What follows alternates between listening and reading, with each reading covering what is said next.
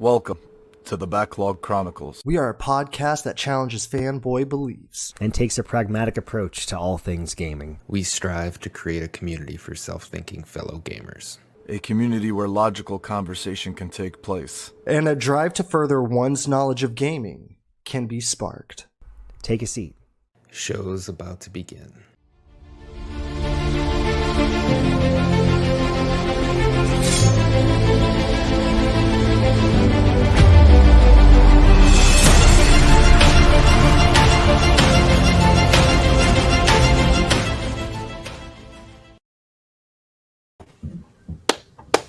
What is up? Well, lady, considering that you've never seen this intro, what a first time for you to see it. Right? Who knew? I was like, what is even happening right now? Oh, yeah, we came prepared and locked and loaded, baby.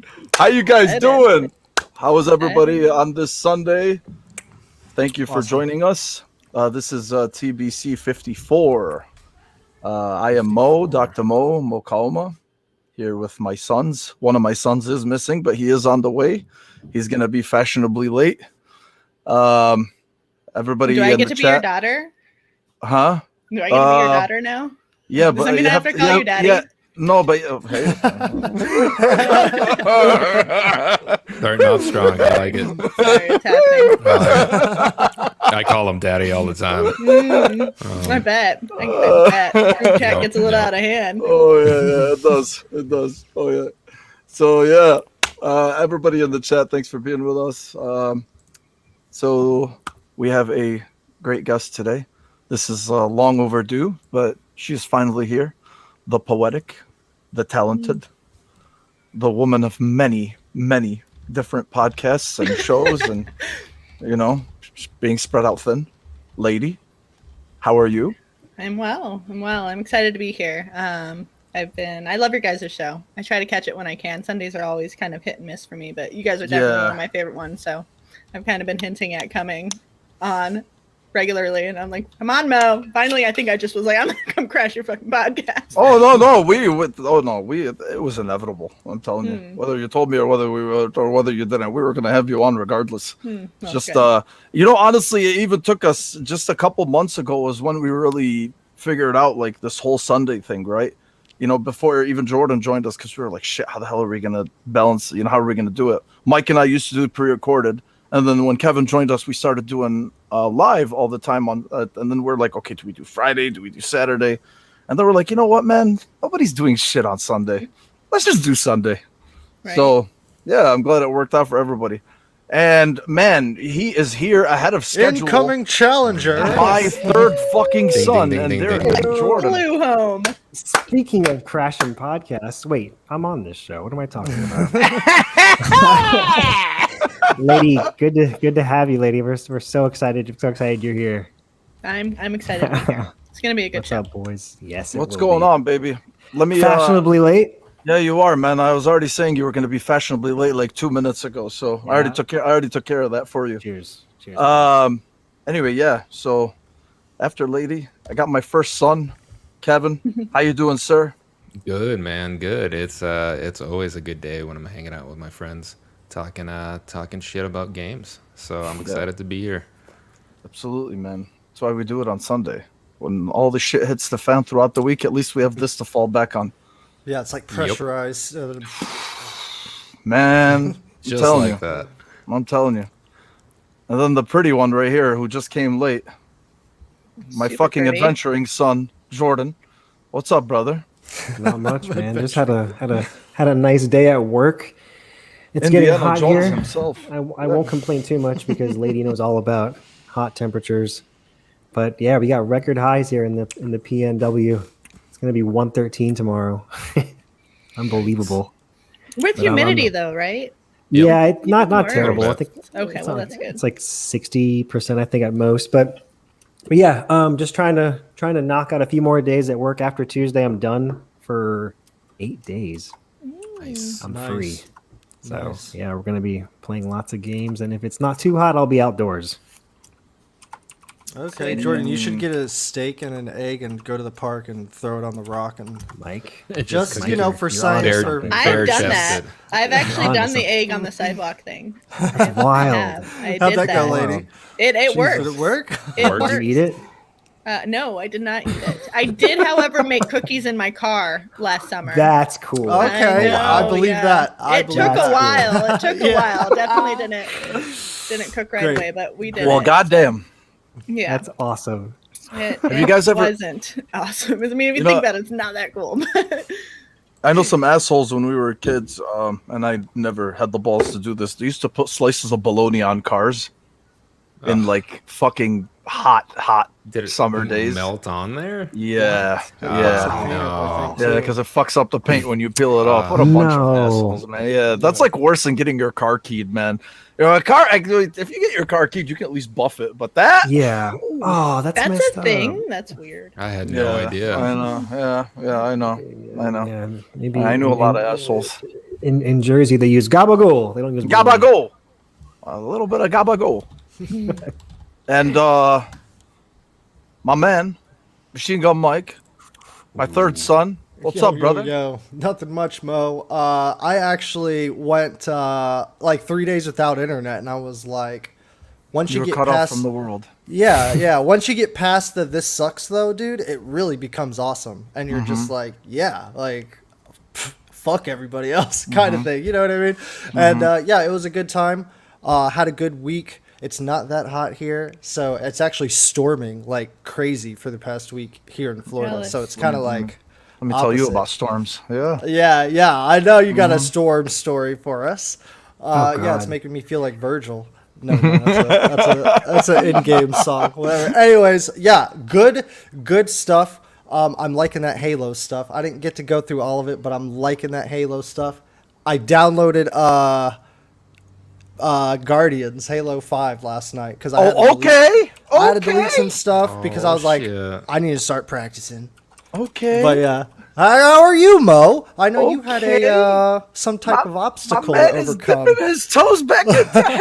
I am. Okay. I'm liking this. I'm good, man. I've had a hell of a week. It's been. I felt like so I was I've heard. fucking 50 this week, man. Too much work, and then, yeah, there was a big ass. There was like a flood the other day here in the area. There was a huge storm in southeast Michigan. A lot of people had floods Crazy. in their basements. I had some water. My parents' basement total damage. My in-laws' basement total damaged. Like over a foot of water in their basements. It was a fucking disaster. This actually happened again in 2014 over here, and then FEMA got involved at the time, and it was crazy, man. And then me, really, like my basement was okay. I had some water collection, but it wasn't bad. But what I got scared is because my stuff, and I have a big closet where I keep a lot of my collectibles, and I had to take them out because there was some water seeping underneath. Luckily, there was 2 collector's editions that it caught the bottoms of the boxes, but then I just took everything out. That's like half of the that's like half of the closet over here, and now I have to like find a Look at that. I have to find a storage unit to keep all this stuff because I am not keeping Oh. it in my house again. Like, there's just no way this is happening. So, yeah, that's been my week, man. I didn't play shit. I didn't do shit. That's amazing. Yeah, Elu, I do have collectibles. Believe it or not. Just a few. I thought everybody. Just a few. But yeah, so to get on a brighter side, I'm gonna go around, ask all you guys what you've been playing, what you've been doing. I'm gonna end it with me just because of the fact that I've barely been playing shit this week. But Lady, I'll start with you. Okay. What have you been playing? The most Mario Golf. Yeah, how is that? I love it. I know you do. You've been posting a lot about it. I know. love it. It's good stuff. You know, I love my Mhm. Mario games. You know, it's co-op fun, so it's exciting. I got it digitally for myself. My kid has it too in cartridge, so I've been playing with him, and he's just been kicking my ass. You know, which is crazy for a 8-year-old. But it's only speed golf. He won't play me at anything else. Like, and I take my time, and he just goes through. So. He's using his strengths as advantage. Yeah, exactly. So I'm like, whatever. I'm like timing out my shots, and he's just like shooting it and like making holes in ones. I'm like, really? Like, wow, cool, awesome. No, it's the RNG probably. It probably has to be. It has to be. No, the kid's like a Nintendo guru. He's on the spectrum, and he's just like that's his thing is Nintendo. So it's like. Good for him. I don't know. Oh, it's that's just, awesome. My daughter's on the spectrum too. Yeah. She's 3.5. So He's very high functioning, but that's like his thing. So he just sits there and plays Nintendo and jumps, like hops everywhere, like just crazy. It's funny to watch. But. That's awesome. Cool. Well, Very you know what? You did good though. You did good. It's a Nintendo household through and through. I know your love for Nintendo, so. Yeah. Well, We no, talk my other about boys, that. not so much. Oh We yeah, talk about it's it. all right. I mean, you could still call it genetic. You know? I mean, I do love my Nintendo. I it's a love-hate relationship, though. I am the first one to call them out. I am that Nintendo fan that will call them out. Thank you. We're going to get into that later I know we are. because Mario Golf is on the menu. Okay, so I do have something to talk about with you, and I'm glad you're actually on. What a week to have you on too, because this is I think that's going to be a good topic. Okay, Jordan, what have you been playing, man? Yeah. So I'm still working my way through my PlayStation backlog. I am on Uncharted 3, Drake's Deception. I'm really enjoying that franchise, man. It's cool. It's looking at it now as far as like shooting mechanics and some weird difficulty spikes that are in the game. Just as a whole, it's a lot of fun. The set pieces keep blowing my mind, and obviously the writing and the characterization is incredible. Yeah. Oh yeah. Beyond that, some Dark Alliance. I've been playing that with Kevin, with Mike, with Ains and Bomber. And hold on, you mean you played it even though it had a low Metacritic average? What the fuck is wrong with you, bro? Come on, We're man. gonna play it together, Jordan. This is We're gonna play ridiculous. Yes, we do. Yes, we do. break our gaming cherry. Yes, that'd be a good one to do it to.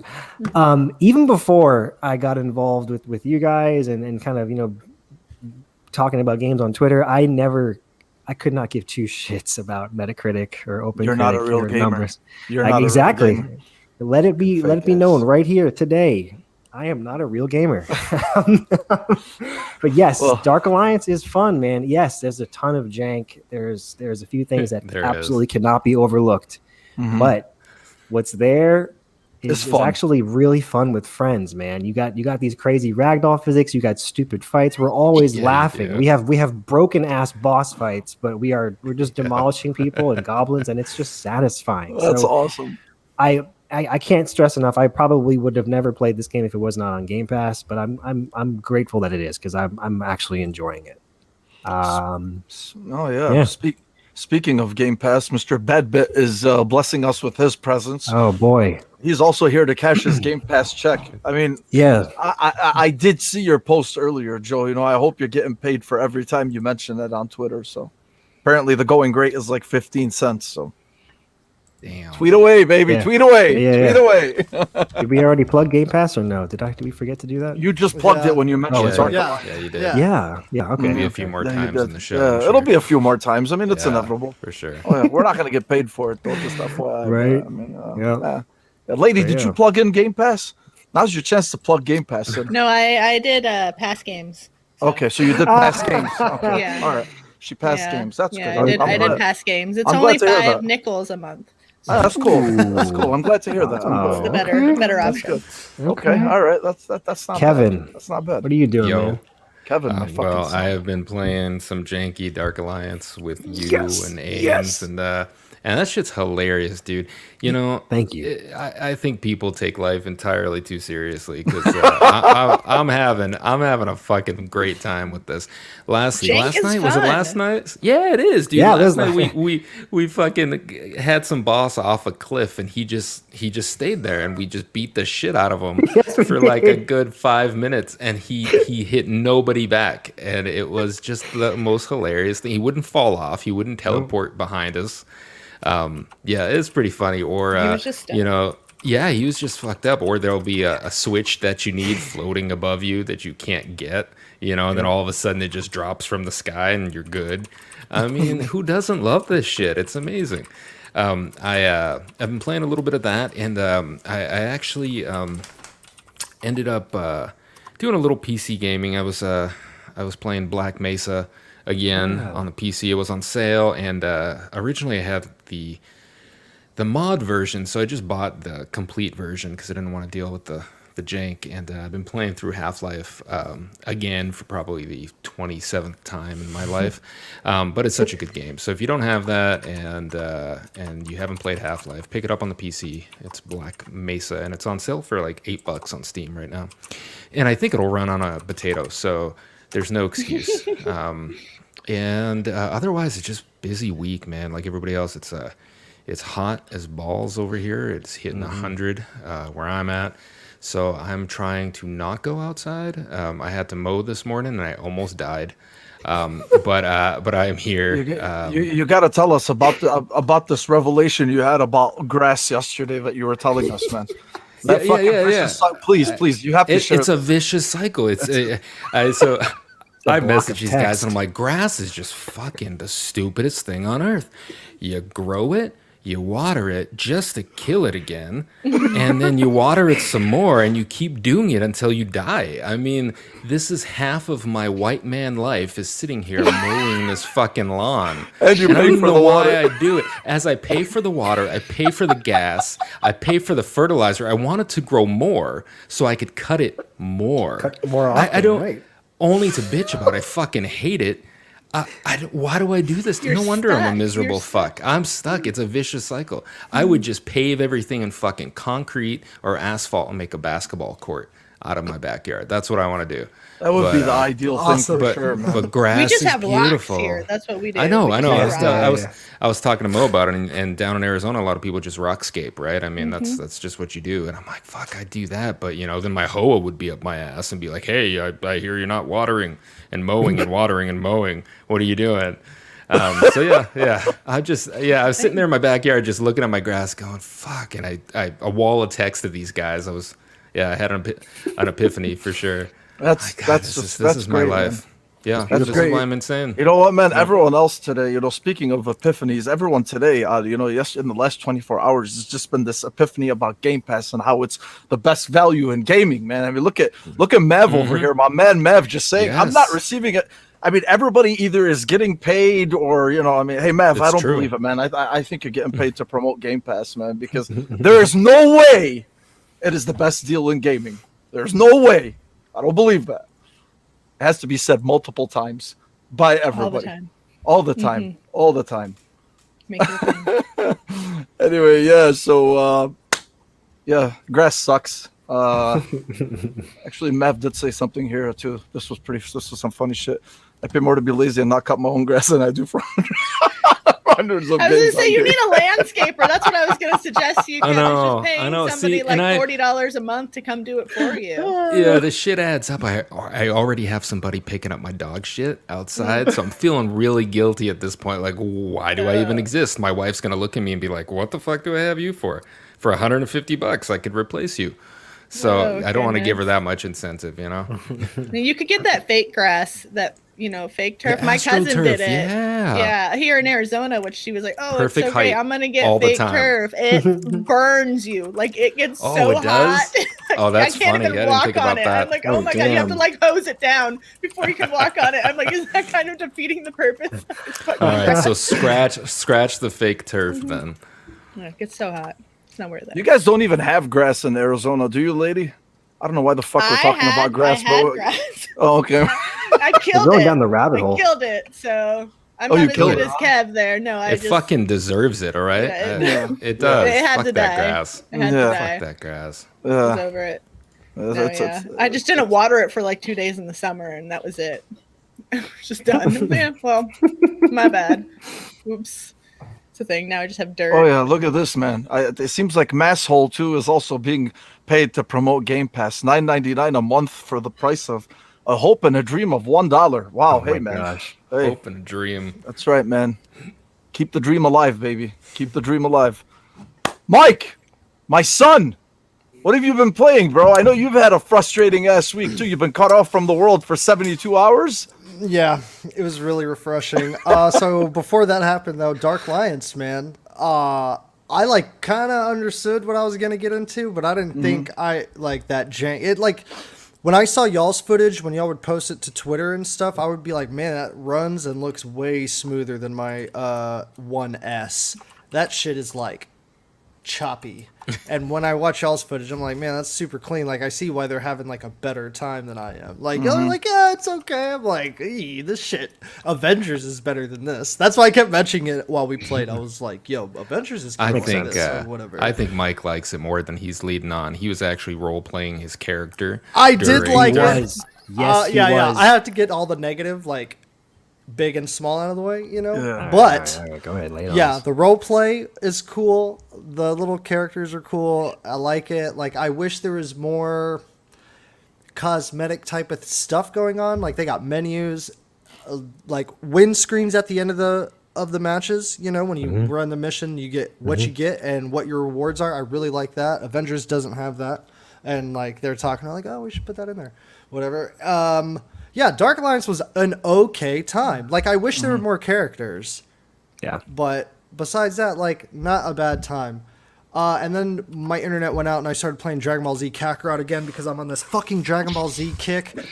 I'll tell you right now, ever since 2017 when Fighter Z came out, they have not made... You know what? Let's just go back to Xenoverse 2 Dragon Ball Z games. They haven't really made a bad Dragon Ball Z game, guys, considering...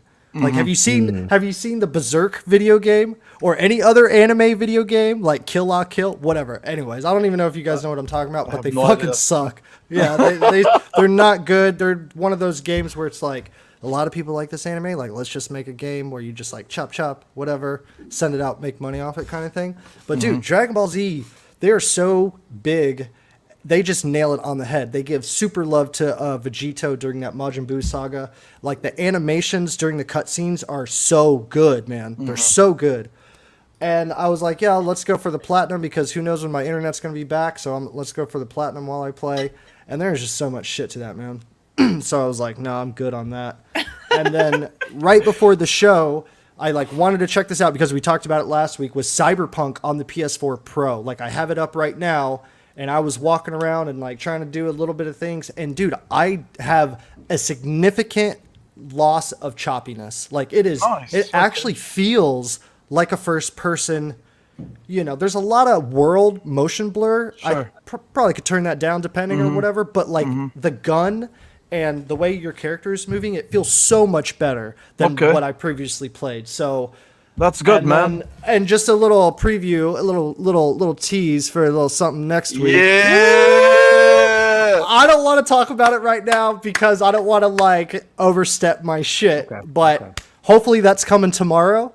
And so yeah, hopefully pictures on the incoming. So yeah. For Pretty exciting week for me. those who are not aware, Mike is popping his next gen cherry tomorrow. Yeah, I'm so pumped about it. I got slotted times ready to go. I got a dark lit Slotted room. times. You know, I got a candle waiting. You and got shit. candles, Yeah, dude. Yeah, I'm ready for it. I'm ready rose for it. petals. Very nice. Oh yeah. Oh yeah. How about you, Mo? What are you playing? I know you said nothing, but you be thinking about video games, though. I know that. Yeah, I'm always thinking about them, I man. know Playing you is are. another thing. Holiday. I've been trying to finish. Ratchet and Clank, so I can start Metro Exodus on Xbox, or so I can at least start my Scarlet Nexus on Xbox. But every time I come close to finishing Ratchet and Clank, something happens, man. I still don't know how I squeezed so much time into it. I'm 24 hours into the game and I'm still not done. And Could've played it yeah, twice. what is it? You could have played it twice. Yeah, I know. You I know. slow old motherfucker. I know, man. I know. It is a fantastic game, though. You know, at It least is. that can. It's be a good denied. world to get lost in. Yeah, dude. But yeah, I just want to. I need to move on, you know. But I just haven't had the time yet.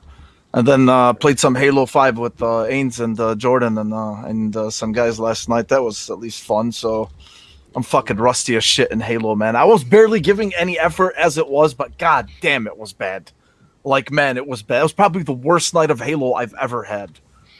Oh, I've had some shitty nights of Halo. Oh no, it was bad. Oh, it was bad. I don't know. I'm talking like 4 and 16 type of bad in BTB. Sounds like, like me. No, man, yeah. That's Yeah, a good for- game for me. So. Yeah. One man's treasure is another man's garbage. Yeah, no, it was bad, but at least it was fun. So it's honestly it. Yeah, well, outside of the shitty ass week, but let's get into it, baby. We got a lot to talk about. First up on the menu, my friends, is Death Stranding. Not going to stay on this too much, but Death Stranding, at least, there was a confirmed PS5 version. It was called the director's cut. And it's kind of weird, too, considering that usually director's cuts are from directors that have nothing to do with the game, I guess, but apparently this is Kojima's own director's cut. But then there's people that are saying, this is probably shit that he left out or they ran out of time or whatever it is. So anyway, confirmed for PS5 only. It's probably going to get revealed at this rumored PlayStation event next month that a lot of people are alluding to, especially on Twitter and some by some of the big names that we usually keep up with. But I don't know if any of you guys are going to play it again, or if anybody has here played it besides me and Mike. Kevin, did you play Death Stranding? I did, and then I lost my save. I was like 20 hours in. So you I lost your haven't picked it up save, again. and with that save went the interest, my friend. Yes. Yeah, I will probably pick this up again. I actually did like the gameplay loop, so I might do it if there's enough there and there's some enhancements. I might give it another shot. I mean, walking never felt so good, I guess. I don't know. It was fun. And I was just getting into the actual where the story, ramps up. And it just kind of defeated me. So we'll see. Mm-hmm. All right. Okay. Anyway, I just mentioned it because I love the game personally. I know it takes a while, I don't know if he's going to fix anything, in terms of the slow start or whatever it is. I know it's probably going to perform better, which is always welcome. Apparently it performed very well on PC. Lady, I would ask you, but I don't think you've played it. I don't recall you. No. I don't recall you ever mentioning it. So I mean, I have. I've actually gone on rants about it, even though I've never played it. That's what we as gamers do. No, I watched a lot of footage. My friend played it, and she streamed it when she was playing it. So I watched it as she played it. My take on it is it's a beautiful game. I think that people give it a lot of crap for what it is, but I like those artistic expressions in games. I don't think every game needs to be cool. A shooter or super interactive or anything like that. I mean, I play farming sims where every day I have to wake up and water my turnips. It's a thing. I just feel like everybody has different takes on games, and so many people give that game a bad rap, and I just think Kojima had it was a beautiful artistic just masterpiece in its own right. So I'm excited that people get to experience it again. So well, I'm glad you at least appreciate that, because it got on this thing, initially where, there was this thing where people were saying oh, if you don't appreciate it, then you don't get it. Right. And then some people were like, oh, what? So is it really, are you insulting our intelligence just because it became this thing between Kojima fans, or Death Stranding fans, and people who weren't interested in that style of game, or people who weren't interested even in his, works themselves.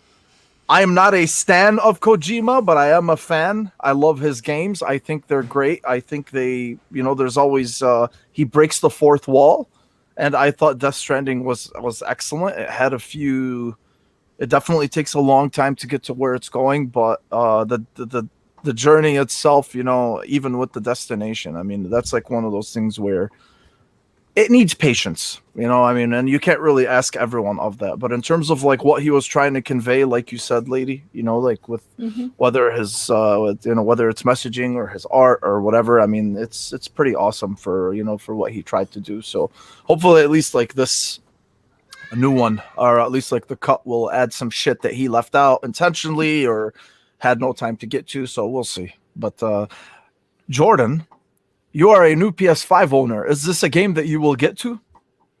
I think I might. It's not high on my priority list. I haven't played every Kojima game. I'm not the biggest fan of his stuff.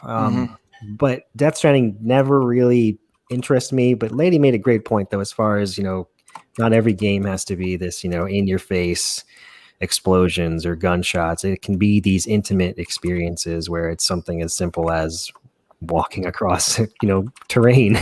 And I've played my fair share of games like that, and I have legitimately enjoyed them. So will I play Director's Cut? Short answer, probably. But not anytime soon because I have a big backlog to work through. A lot of shit, man. Like I mentioned, at full price. Exactly. Yeah, that's another thing. That's another thing too. I tend to pick up things a little bit later down the line. But yeah, that's all I got. I won't go too much into it. Mike, you're gonna be the owner of a shiny new PS5. Are you thinking about getting back to this? I am. Yeah. Whenever I want to talk about the PS5 mostly next week whenever I have it. But yes, I have sat here and I was like, all right, the games that I'm definitely going to download first on the 5 are going to be Cyberpunk, Death Stranding, my basics that I really like, Final Fantasy 7 and stuff. But Death Stranding is a game, I guess I would say I'm a Kojima fan. I definitely understand the opposite side of like this game's criticisms and stuff. But Death Stranding is something that is like kind of always constant in my gaming world because I like the music. I like Kojima and Metal Gear, and that's always a big thing. Like always kind of trying to keep up with the movie Metal Gear, like what's going on with that and stuff. So Kojima is always like in my visual. I'm gonna get the director's cut because I loved that little showcase that they gave off during the thing, and it was super Metal Gear. And so to me, if they can... Oh, yeah, that spoke to your heart, man. If they give something that is like a tease or a hint or something, I don't know. Like, I don't know what I'm trying to say or what I'm looking for, but as long as I get it, like, maybe I can find something there. That little Easter egg with, like, the fox symbol, like, under the table. I can tell you, this area was not in the game. Yeah, so, no. Yeah, I don't know if this is just for the CG or whatever, or for this trailer, but this was not in the game at all. Yeah, it's just to piss people off. Yeah, I think so. That's I think so. You are definitely right about that. Yeah, it really is to piss people off. Yeah, the whole box thing like kind of gave Super Solid Snake vibes and stuff like that. But I'm looking to pick it up. I hope it's more than kind of just like, ooh, this one little extra area and then some like peppered in other new things. Like I hope it's like there was something that he didn't like from the Justice League to the Zack Snyder cut. Like I hope it's meaty like that.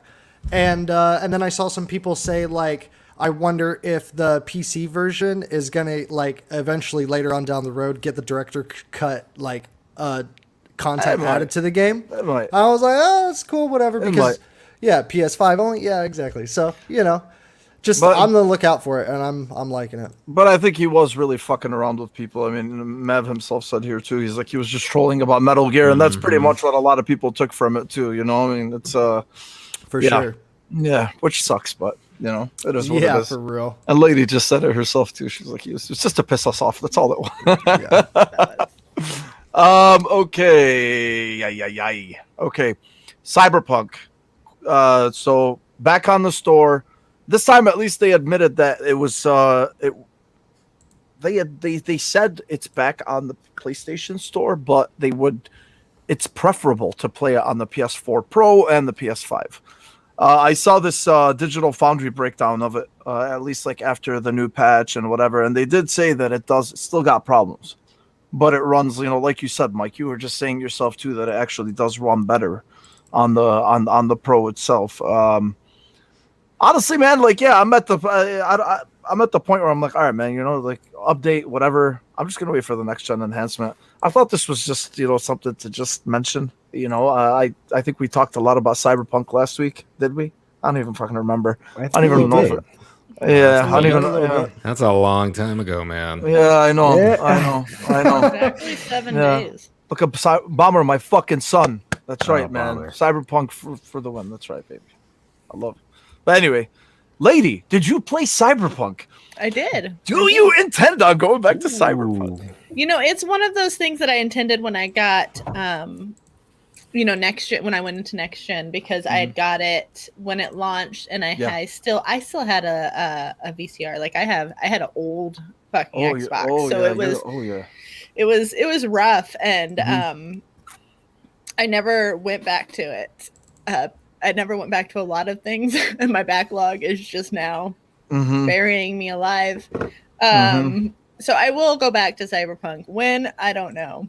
Because the next 2 years are pretty much planned out for me in gaming. Yeah, exactly. So, I know. When you add in like co-op, because like sometimes like when I'm gaming, I don't get a lot of time. I mean, I'm a mom. It's hard to game and watch your children unless you're like that girl from the Guild and you just like throw snacks at them. Claire. But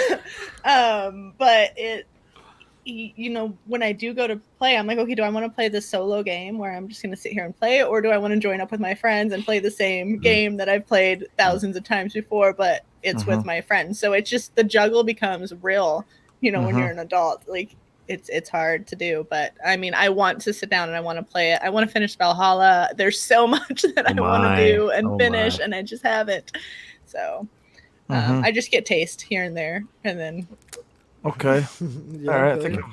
I think I've gotten all you punks' freaking takes on this shit before. So, ladies' is only opinion that matters today. So I'll just. It was a good game. Like I was excited for it, and there was like fun stuff in it. So. Yeah, you don't need to tell me. I'm a big Cyberpunk slut. I know. And I happily admit that. So that's why I'm just going to. Glad it's doing, it's improving, and whatnot. Again, not really worth diving into too much, but because I think we're all just waiting for that next gen enhancement. Whatever the hell it does come. I am. I think we all are. Yeah, that's all we are. So, and even Mike now. Mike, I'm gonna keep pushing this all day, bro. Even Mike now can play it on his shiny new PS5. Yeah, it's gonna be awesome. Did you get a regular or the digital? Are you like Unicorn Boy over here who just like grabbed a digital on his random day out? Actually, I got a disc because Kevin actually acquired it first, and so he gave it to me for free. Now I bought it from him, so he just got his foot. He got his foot in the door, and he gave it to me. So it was like I don't have that kind of money, people. I just want to put it out there. It was like where's my PS5? And nothing's it was just free. like one of those things where it's just like, oh man, like get the opportunity. Like everything is perfect. Like make it happen. So yeah, I'm like I know whenever I get it, hopefully maybe tomorrow, like I'm gonna be setting it up. Downloading a bunch of games, trying all those out, deleting them all, downloading a bunch of games. That's what I'm going to be doing. Cyberpunk. I need to beat Cyberpunk still. Yeah, well, you can wait now, at least. There are two things worth mentioning here. Yes, sir. Team Judy all the way. I agree with you. Okay. Even though a lot of people will say that Pan Am was... she just whines too much, man. I thought Judy... She is a ride or die, though, but... That's all I'm going to say for the people. I need to experience these women. Yeah, I know. And Kevin, you do have a fan. Kevin, you have a fan. I got a new best friend. I got a couple of new best friends. Yes, you do. Mav, hit him up, dude. Right? Where's my PlayStation, yo? We can have some hot texts later. Oh, yeah. Okay, let me see. So, next topic is apparently... Dead Space. So we were this has been going around a lot. EA Motive, we all know that apparently EA Motive is a studio of EA, and they're working on some sort of revival of a game that apparently is very loved and near and dear to the one of EA's like most I can't even think of the words right now, man. It's been a really fucking shitty week. But it is a franchise it's a franchise that has been very loved historically by EA, and we were talking about this the other day, and honestly, what else can you possibly point to other than Sims, obviously. Yeah, I know, but this much freaking but the thing is this much I don't know, man. You know, Hype. The undertones it's not there. it's not really just hype. It's just the fact that even, and I hate to mention it, even when Grubb himself said like this is a franchise that a lot of people have been asking for, and a franchise that is very near and dear to a lot of people just jumped right away and they said Dead Space. Because if you really think about EA historically, which franchises really stick out, you know, that are loved so much that they published? You know, I mean, we can talk about the EA Sports big games. You know, that includes SSX Tricky, SSX3, NBA Street, NFL Street. I would be very okay with that. You know, another series I loved was the Def Jam Vendetta series. You know, whether it's Vendetta or Fight for New York. Icon was, you know, they kind of like went wayside with that. But I think just with the whole resurgence, at least I don't even want to say a resurgence, it's not like horror games have ever went away, but you know, just they have to be looking at like the survival horror games of the last few years, especially with Resident Evil 7, you know, and how it just gave a new breath of fresh air, you know, to the franchise itself. And you know, a lot of people have been calling for this, and honestly I can't see it going any other way other than Dead Space, unless they just decide to screw us, you know, and to just talk about some fucking mobile game that nobody's asking for. But yeah, Spore Hero. Yeah. Oh my gosh. Spore. I forgot. It could be Spore as well, definitely. Oh my but god. Oh, Lady, It would I'm be a- so funny. I'm sorry. I've Spore? been making fun No. of this. Can you I've been making imagine? fun of Right? Oh my god.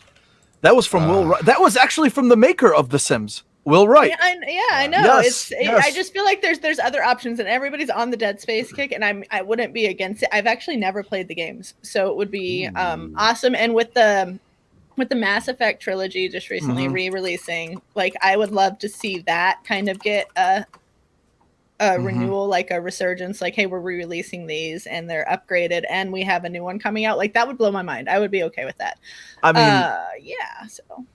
In 1 year, if they release It Takes Two, which is still my game of the My year. favorite game so far. Nothing has beat it. If they release It Takes Two, and then you release Knockout City, which is amazing. Amazing game. Yeah. And you also released the Mass Effect trilogy as well, the remastered trilogy, which a lot of people obviously have loved. They and did then a you great release job. this. Man, what I'm telling you, publisher of the year for EA. And we have Dead Battlefield. Space is true. And Battlefield, yeah. Battlefield Yeah. is coming. I Which- think EA has left like a sour taste in everybody's mouth Yeah, for they like the have. past Yeah. few years. You Yeah. know, Yeah. we hear EA as gamers, and we're like, groan. like, ooh, I yeah, know. like this. I know. This isn't good. But I feel like the past like few months has really been good on them. I'm hoping that the future kind of goes with them, because they are a great publisher. Like when you look Yes. at Dragon Age, one of my favorite games ever. Like, you know, I mean, they have the utilization there and stuff to do these things with these games that, you know, we all love. So I just feel like if they take a step back and like come back to the gaming element of things and not the business side of things, they have the stuff there to do it. Mm-hmm. Yeah, no, definitely. And I look, I mean, despite all the jokes and whatever, I think really people got really sour on EA. Forget the loot boxes themselves. It was really because of their handling of BioWare. You know, I mean, once EA took over BioWare, that's really when people just kind of felt like, you know, I mean, you were kind of infringing on sacred ground, you know, if you want to say, you know, BioWare was BioWare. You know, it had like this untouchable aura. And then once EA took over, people just kind of felt like it went wayside. You know, the two heads of BioWare, those two doctors, you know, they initially left, you know, and then everything just kind of like went to shit, and the rest is history. But I mean, they're still capable of it. Honestly, you really should, like, I mean, I read this thing with EA Originals and how, you know, for their EA Originals, like they fund these smaller studios and they give them a ton of freedom. And if you look at this interview with Joseph Ferris, who's the creator of It Takes Two, I really tend to believe it. And the reason why is because besides the fact that his last couple of outings before It Takes Two were also successful, you must have full support for funding if you went that fucking crazy with It Takes Two to come up with all of these concepts for it. If you played the game, you know how nutty that game is, you know, with everything that was instilled into it. So to sell that vision to somebody who's willing to pay for that funding, that pretty much means, like, I mean, what he says himself, he's like, look, he's like, they really stay hands off, you know, from a creative perspective, from everything, from a narrative perspective. They don't tell us shit.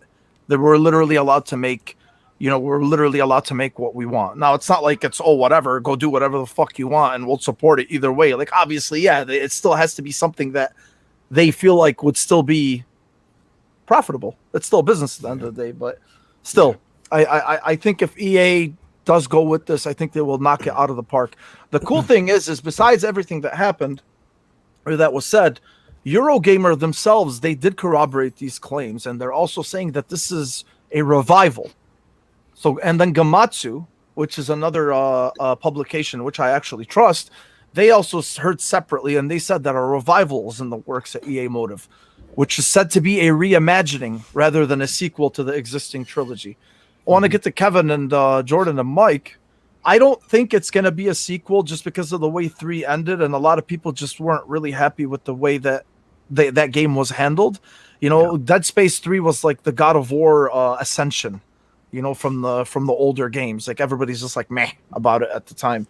So yeah, so I think good trailer though. I think if it's a reimagining, I think it would be great. I don't think it's going to be a full-on remaster. I think it will be a reimagining of the first. But what do you guys think?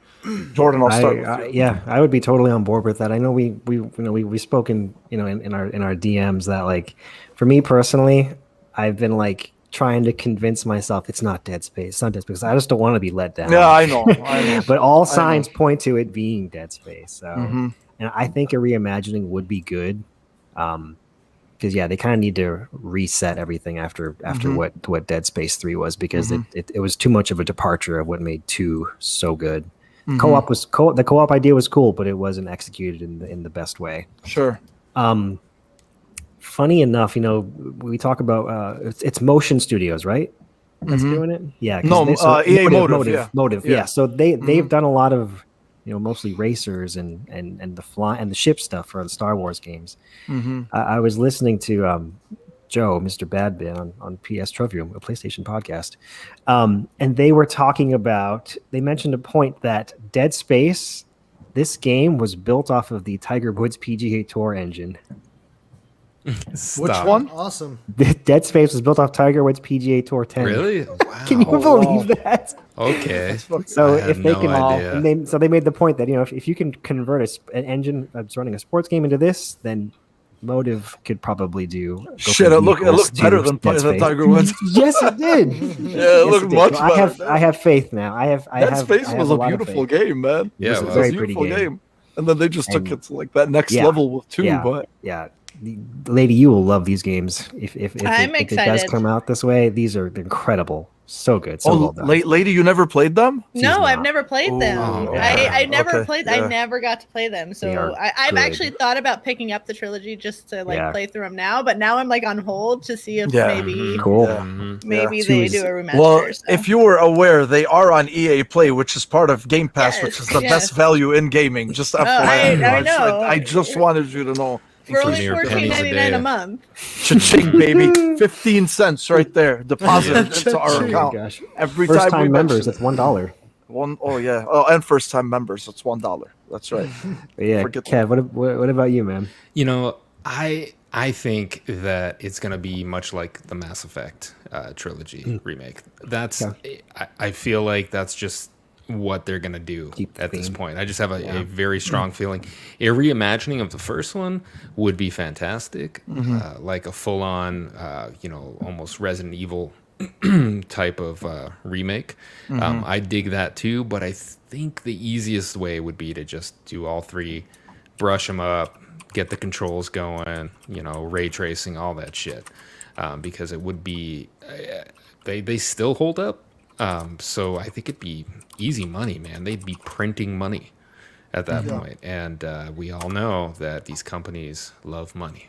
So that's just my opinion on it. I'm going to buy it, whatever the fuck it is, as long as it's not Spore. If there was Spore, another one brought up, which was Alice. The Alice game. Alice would be awesome. I would be very happy with that. Yes, Mo and I are big fans of that. Alice would be good. Yeah. Yeah. I would So love it. I would we love talked it if it about was that. Alice. Oh yeah, Alice would be fantastic too if that was.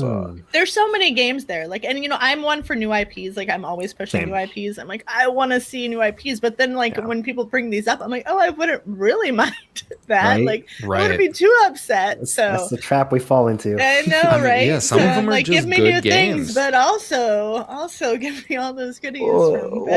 That's what they do, right? Like, I mean, we keep bitching about new IPs and whatever, but then they fuck with our nostalgia, and then we're like, oh, okay, yeah, sure, I'll play this. Yes, yes. You're not Nintendo. Get away from me with that shit. Yeah, so it's they definitely do that. But again, they could go, obviously, like we were saying, Alice or EA Sports Big would be cool.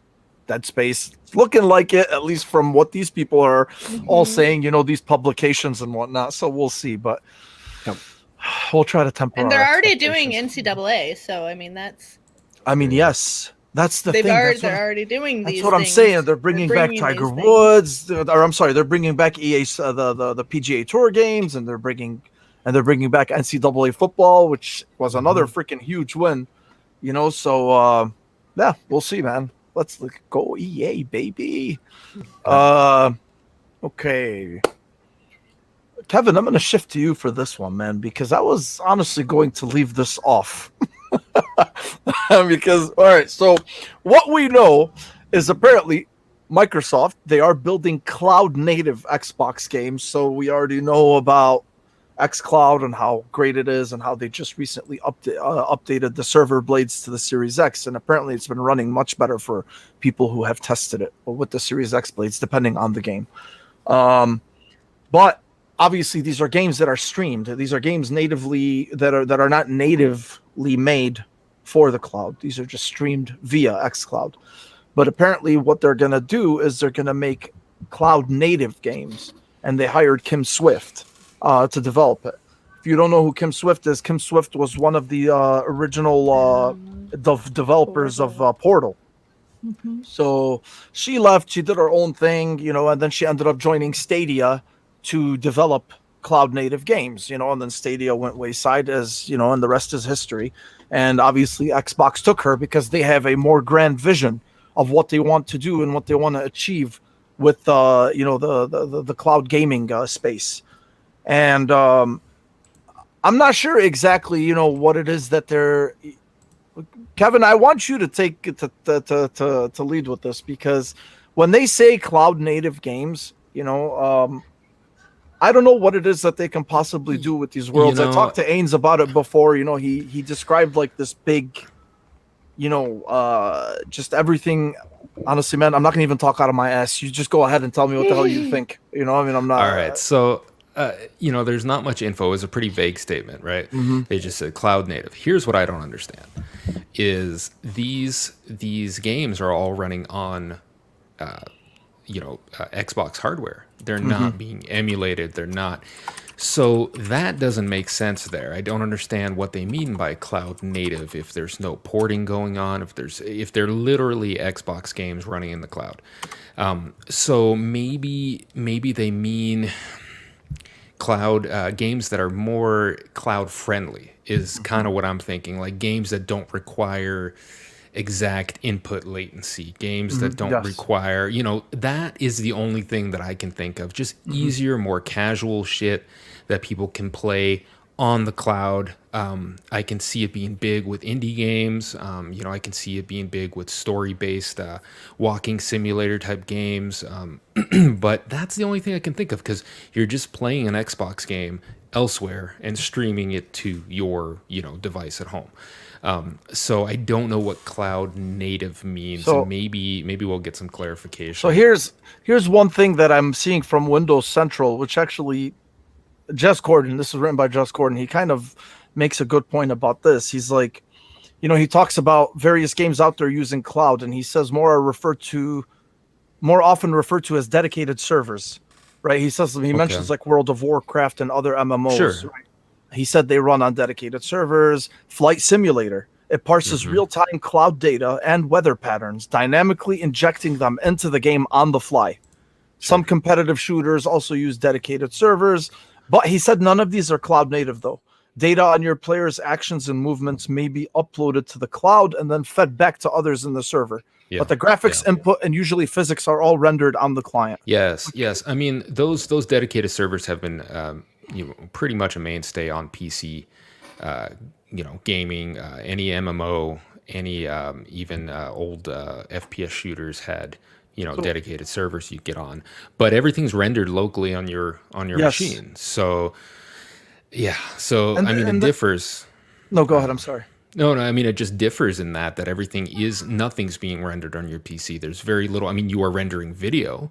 That's it. That's all you're streaming is video and wasting, your bandwidth to suck it down. So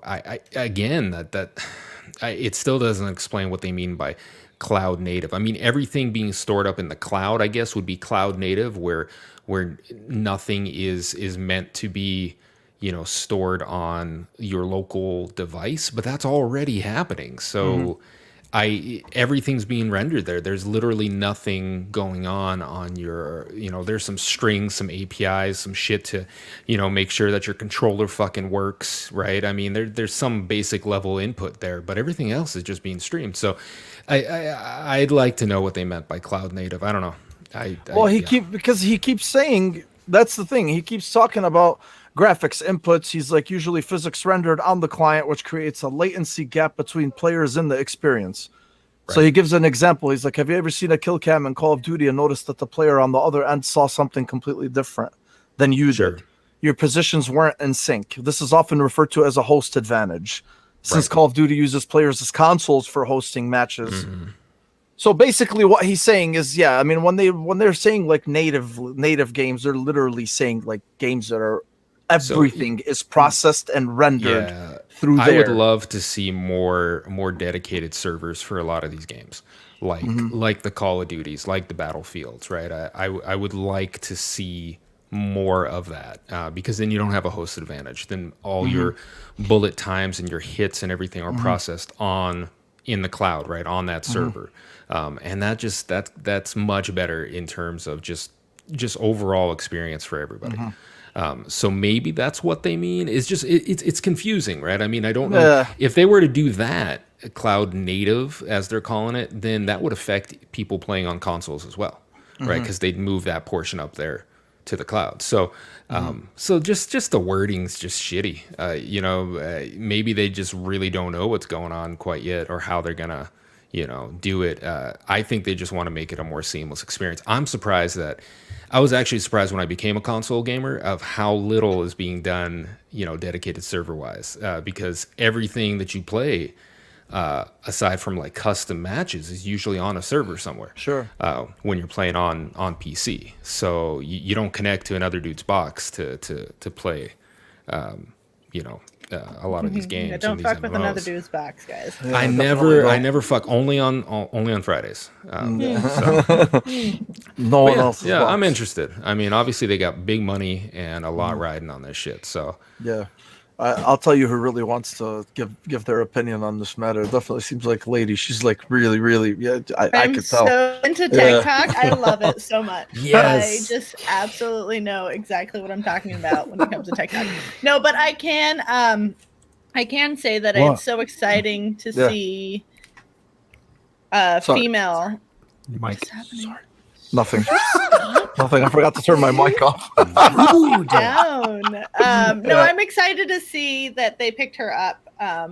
She's kind of one of those like higher up females in gaming, like where we look at, like, we being us females, like I see her and I've seen her make her way through the industry from a young age. I mean, she started, in her mid-20s and kind of just got picked up on the Portal project and stuff like that and made her way through. She's touched base with Stadia. She's had even like her hands and claws in the Amazon gaming community as of late. So it's nice to see that, she's going to have this opportunity in cloud gaming. And I'm excited to see where she goes with it because, I feel like they had it right with Stadia and bringing her on. So it's exciting. And her little, like, the stuff with Kojima and stuff when it comes to that partnership in cloud. So I don't know, it's exciting. And she's one of the mothers of Portal. Mm-hmm. Yes. Yep. She was also like, I think like one year the top influential like people in Fortune magazine or something like that. Like, and that's just great to see anybody in gaming in that position. Sure. And then as a female, it's even more empowering to see that. Oh yeah, so. Absolutely. Yeah. Oh yeah. Jordan, Mike, what do you guys got on this? Sir. I don't got too much to dig Mike into is like, on this too. Kevin kind of laid the foundation, interesting. and then like I said, Lady kind of tied things together by she did, man. highlighting the fact that it is pretty cool, like she said, to watch the career arc of this woman in the industry. Absolutely, man. Hey Kevin, man, I don't know what's going on with you and Diego, but he said he wants to slide into your portal, so. Oh my god! So I realized the portals were orange and blue, and Diego, most certainly the cake is not a lie. Okay, so you can come slide into my portal any day, buddy. As long as we get a discount for our shit you're making us. Oh yeah, shit. Hi Diego, still here, buddy. Okay, so. Ghost of Tsushima. Apparently, the rumors are it's possibly coming to PC. And the reason why the rumors are that is because on their new box, it removed only on PlayStation, sparking this PC speculation. There's no mention of it anywhere. There's nothing confirmed or whatnot. But I think with the way that things have been trending recently in terms of, PC gaming and whatnot, especially with how profitable these ports have been for Sony, I think this would be a no-brainer, and I think this would sell a ton for them. I mean, we've already seen Horizon Zero Dawn being very successful for them. It's actually paid for itself already, from what they said. It's been very, very profitable for them on PC.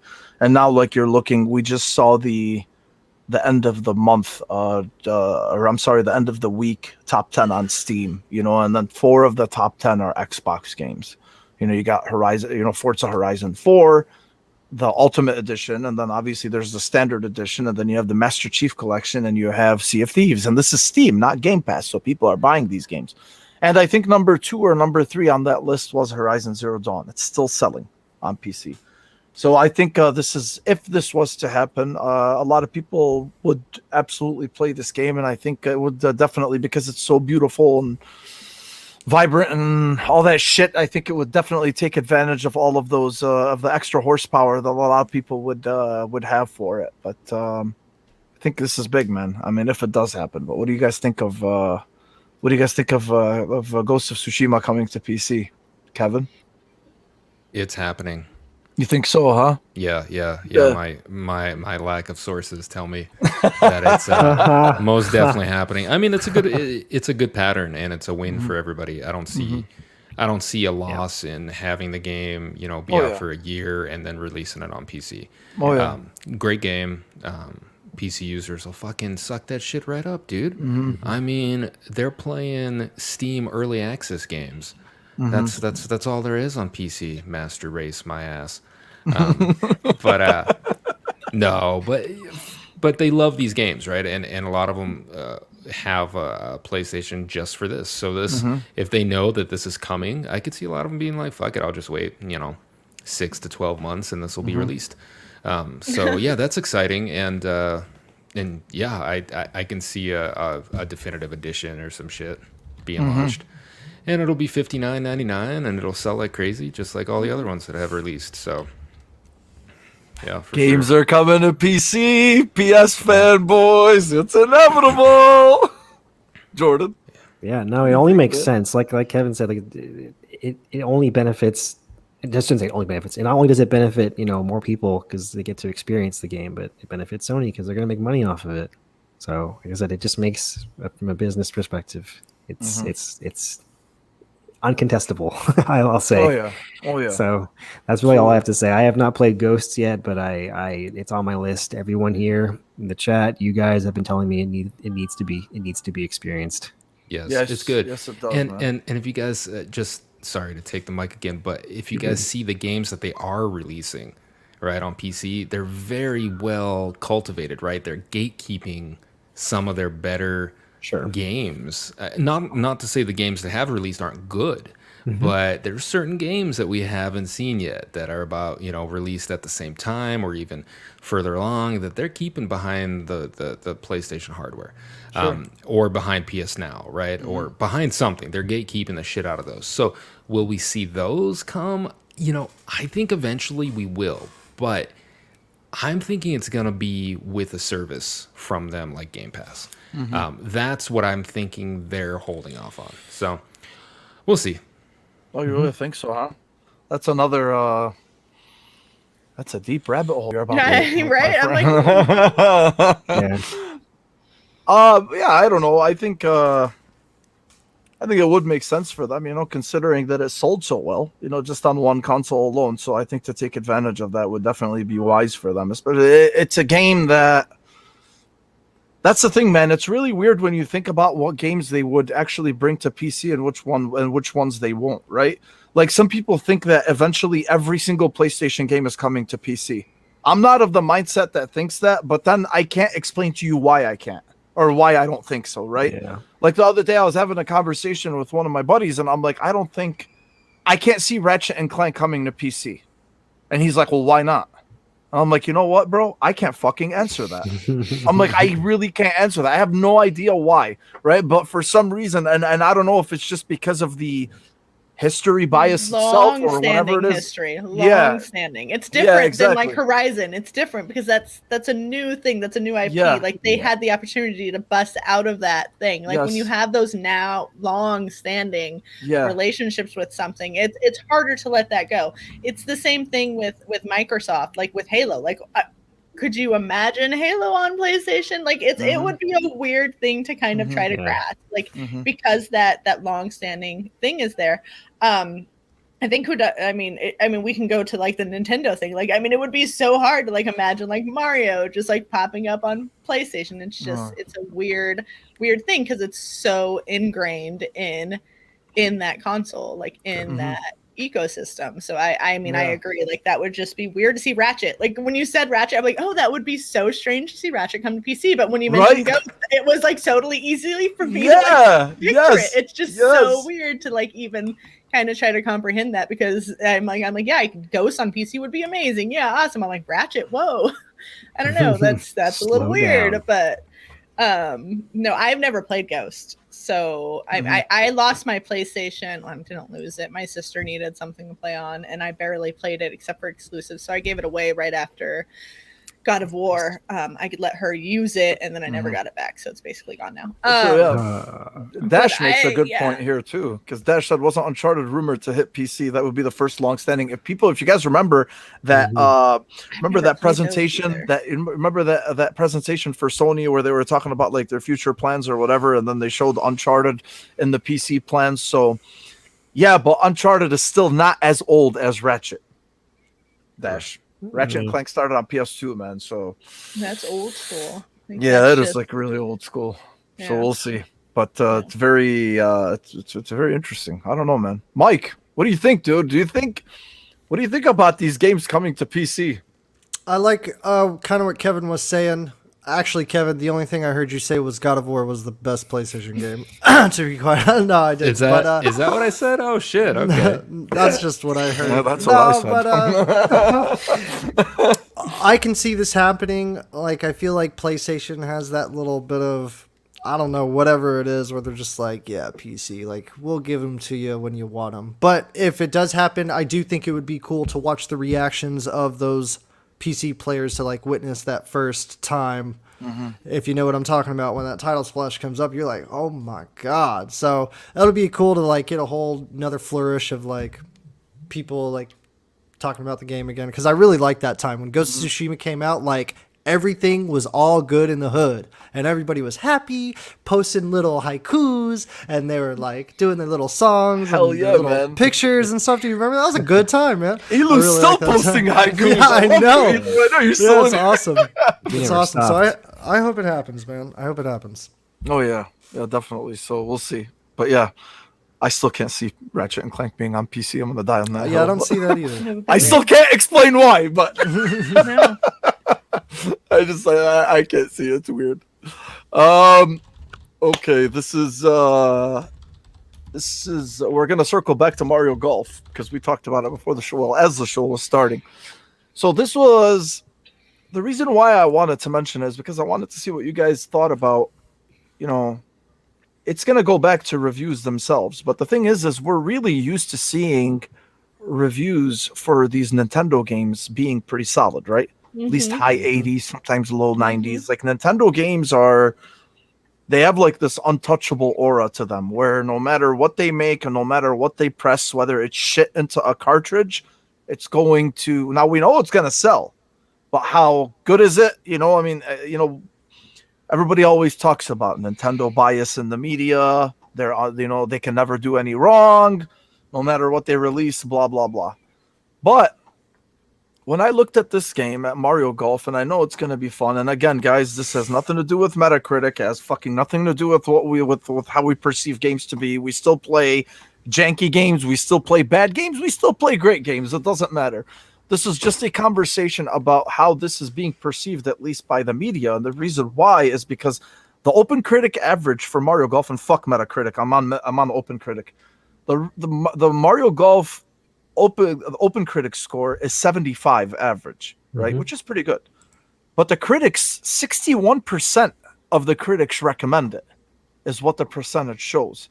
And the reason why I'm saying that, the reason why I wanted to bring this up is, Lady, I know you said you were loving the game, and I know you're a big Nintendo fan, and at the same time, you're not really afraid to take off your Nintendo goggles and actually be real, about any type of criticism. But is this something that we're starting, is this because people just subconsciously, these reviewers subconsciously are looking at all of this shit that Nintendo is making? Are we at a point right now where people are looking at Nintendo, at least people our generations, people who grew up with Nintendo, and have seen that there really hasn't been much to push the industry forward in terms of creativity, at least in the last decade? Are we at that point now where people are seeing this and they're like, I played Mario Golf on the GameCube. I have Mario Golf on the GameCube. It was fucking awesome. It was fun, right?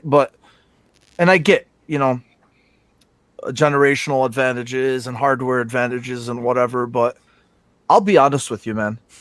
As much as my favorite console of all time is the Nintendo GameCube, right? And if you want to compare the games on the Switch, if you want to compare the games on the Switch compared to what's being offered now, or I'm sorry, if you want to compare the games on the GameCube compared to what's being now offered on the Switch, I really can't sit here and tell you, like, with absolute certainty that everything on the Switch right now is better than what's on the GameCube, right? Like, there's an incredible library on the GameCube that I felt was just underappreciated just because the console just didn't sell very well. But my whole point is, from a creativity perspective, are we at that point where people are realizing it and they're like, come on, Nintendo, what the fuck is this, right? Like, I really expected this at least to be better. And even if it has nothing to do with the score, what do you guys think? Because even when they showed Breath of the Wild 2 last week or a couple of weeks ago, a lot of people said, hey, like, this just looks like it's more Breath of the Wild. Yeah. And no matter how, like yes. So, and that is not good. At least in my opinion. I think you have to show enough to some people to be like, oh, this is Breath of the Wild 2. People are going to eat it up. It's going to sell millions. That's not going to stop. Yeah. But what I'm saying is, from a creative perspective, from a creativity, from a design perspective, what do you guys think? Like, are they pushing the envelope like they used to? Or are we seeing like that kind of wall that they're hitting? Lady, I'm going to start with you. I can't not stop. I just want to talk. I just want to talk about Please this do. This is Let's go. I go on this rant constantly, and this is a rant, and you hit the nail on the head multiple times in that. So we, as a generation, us older adults, I feel like we're all probably in our 30s. Mm-hmm. I think in this thing. Kevin might be like 80. I don't know. I'm kidding. That's accurate. That's accurate. But we, in this generation, we grew up with Nintendo, and they poke us in our nostalgia feels constantly. Like, I mean, did you guys buy the the Super 64 collection type of thing with the. Yeah, I did. I'm a sucker. We did. We bought it, not. right? Yeah, I did. Yeah. I stood my ground. It was, they hit us with this nostalgia type of thing constantly, and they keep doing it, but they're not breaking down any walls. They're not bringing anything new to the table. When they showed that E3 case, I gave it a 5. And like, that was so depressing. Like, even for Nintendo standards, like it just wasn't good. Like, the games that they did show, the new games they showed, looked like I could have played those 10 years ago on, my GameCube. Like, I was like, it doesn't even look like they're pushing, graphically anymore. They're not trying. They're relying so much on nostalgia, and eventually that's going to run aground, because we're all in our 30s. Like, we can't, and we're all coming too. We're all like seeing it, like, oh, like at least most of us, because you still have those Nintendo diehards out there on the internet, and you guys might see my tweets occasionally where I just go at it with these people, and I'm like, no, we need more. We need to expect more from Nintendo, because that's the problem right now, is we're not expecting more. But when it comes to my kids, I have one I told you about, like, Everett. He's a Nintendo stan. He loves it. He loves everything Nintendo. The other two could care less about it. They're a little bit older, and it's Xbox. It's those shooters. It's the it's the graphics. It's the the online capabilities. And as we're going into this age, this golden age of gaming, and the online capabilities and stuff like that, Nintendo is so far behind that they might have us in our 30s, us in our 40s, kind of still hooked on that nostalgia. But this new generation isn't going to have that hook. Yeah, so they're not going to want to have, play, these older games forever. Like, they don't want Zelda as much. They don't want other things. They want new things. They want their own experiences. And I just feel like Nintendo eventually has to catch on to that. They have to realize that they cannot play this nostalgia aspect forever. Like, and I think what it comes down to is Nintendo makes so much money in branding. Like, literally, they probably just make tons on, like, Mario stuffed animals that they have in every store, everywhere. And, this new amusement park and stuff like that. So it's like, they're just, like, not even caring about the games that they're putting out, because they're going to sell. It is what it is. They're gonna sell. It is. Yeah, it's the thing. So but go for it. No. That's what I want you to finish, because I love where you're going. I love where you were going with this. But that's the thing. Like, they don't necessarily need to, right? Like, I mean, because like you're saying, if they're selling, right? Because look, Elu makes a good point here. He said, of course, Nintendo. Oh wait, I'm sorry. This one right here. If Nintendo would only add Metroid, F-Zero, Punch-Out, and all of them back into the rotation, they could ride that Nintendo train with much more Disney flair. Yeah. This is our generation, right? Because me and Elu think the same, at least like in terms of Nintendo. Him and I are big Metroid slappies. Okay, so we both love F-Zero. We both love Metroid. We both love like those franchises that really, I'm sure, like you, Lady. Like, so, but that's the thing. Nintendo, I think we also have to come to the realization that Nintendo is not going to speak to us anymore. Like, their fans, that the people that grew up with this, and the people that learned to love them, at least over the years. I don't know if we're just outgrowing what they're offering, or they just realized that they've kind of like hit this niche market where they could just literally fucking sell anything that they print, and they don't need to appeal to us anymore. But should they? Do they have to? Eventually, right? Eventually. Maybe not now. Maybe not now, but in 5 years, 10 years, it's not going to be there anymore. And I feel this, like, it's slowly getting there. I see more and more people like us who are like, whatever. I love Mario Golf. I've been excited for Mario Golf for a while, but I also love golfing games. Like, I like co-op games, and they're, and I think Nintendo has kept me on that couch for a while because they're giving us those co-op games. But we have Xbox, we have these other companies coming out, and co-op is coming back. Nintendo can't hold on to that. We have co-op for you for long, because co-op is coming back into the scene. We're seeing it more and more. It Takes Two. It's coming back onto the scene. Not only that, Nintendo has handheld, right? Oh my God, they rely on their handheld. This is their slick, whatever. I'm sorry, but Xbox has xCloud now. Like, they have, my Kishi. Like, there's people that are coming into this realm that Nintendo dominates, and I really don't think Nintendo even sees it happening. Like it's creeping in, and it's gonna flood them eventually. And I think that they need to start breaking barriers. They need to start giving us games that aren't just the same games we've played over and over again, but upgraded to this new thing. Because guess what? It's 2021. Everybody has an emulator. Like it's a thing. True. Like I hate to say it, but it's a thing. But I mean, when it comes actually down to golf, it is really an enjoyable game. But I will say that it plays so much like PGA that it's crazy. And that's where a lot of these scores that I'm seeing are saying it. Like compared to PGA was a little bit better, but because blah, blah, blah, and it's golf and stuff like that. And I'm like, okay, I get that. But I mean, can you compare a Mario game to PGA? And then at the end of the day, I'm like, I guess in a way, because Mario Golf has made it so much like PGA, I can compare it. Like I'm sitting there like telling my friends, like, I'm okay, just like, you know, what button do I push for this? And I'm like, it's the same button you push when you're playing on PGA. And I'm like I just said that, like, you know. So you're saying there's a lot of layers to it. There's a lot of layer. Oh, it's not like I thought I was going to come in there. I was going to hit the ball and it was just going to land in the thing. It's almost more in depth than PGA was. Wow. Like, I mean, I have that top spin and back spin and that's slides. Interesting. And, okay. Like it's super in depth. And then not only that, these courses have like a mini golf feel to it. So, you know, if I land inside this tornado, I'm screwed because my ball is going to fly up into the air and I have to run across these lily pads. So they've done a great job of integrating these things. That's fucking hilarious. Into it. It's a good fucking time. Is it going to be a game I'm playing in 6 months? Probably not.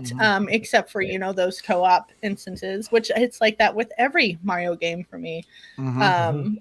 You know, I'm not continually going back to that. And when I am going back to co-op, it's just because like my kid's like, hey mom, can we play Mario Party? And I'm like, yeah, I'll kick your ass at Mario Party. Cool. But I mean, that's really it at the end of the day. Everybody in the Nintendo world wants a new Mario Kart instead of the same Mario Kart we had on the Wii U. They want these new things, and Nintendo, there's been no hints of it. Like, I mean, at least give us something solid, you know, for these franchises. If you're going to hold on to these franchises and keep pushing into them, at least push into them and give us the games out of it. Like, I mean, give us a new Mario Kart, give us, you know, I mean, they are giving us a new Mario Party, and it's not even a new Mario Party because it's the same Mario Party we played. But I do love all of those things. I mean, they were right with it. Like, I'm like, I am totally okay with having this Mario Party remastered because now I can play it with my online friends.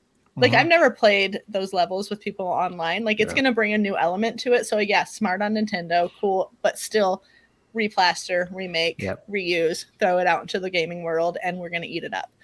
Because there's no way I'm not buying that Mario Party game. I'm not going to buy Tsunami, whatever that fucking game is, because it looked like shit. It looked like horse shit. I was not playing that game. What the fuck? No. And I'm not going to buy Wario. Like, it's probably another one I'm not going to buy. If it's not Wario Land, I'm good. I just wanted a Waluigi game. Like, I was like, just give us a fucking Waluigi game. Like, it would be so rad. Like, it would be cool. And then when I got Mario Golf, I'm like, I'm totally playing as Waluigi. And then they did him dirty. He sucks as a fucking player in the game. I'm like, I can't even play as Waluigi. Whatever. Good Mario. Like, even you suck.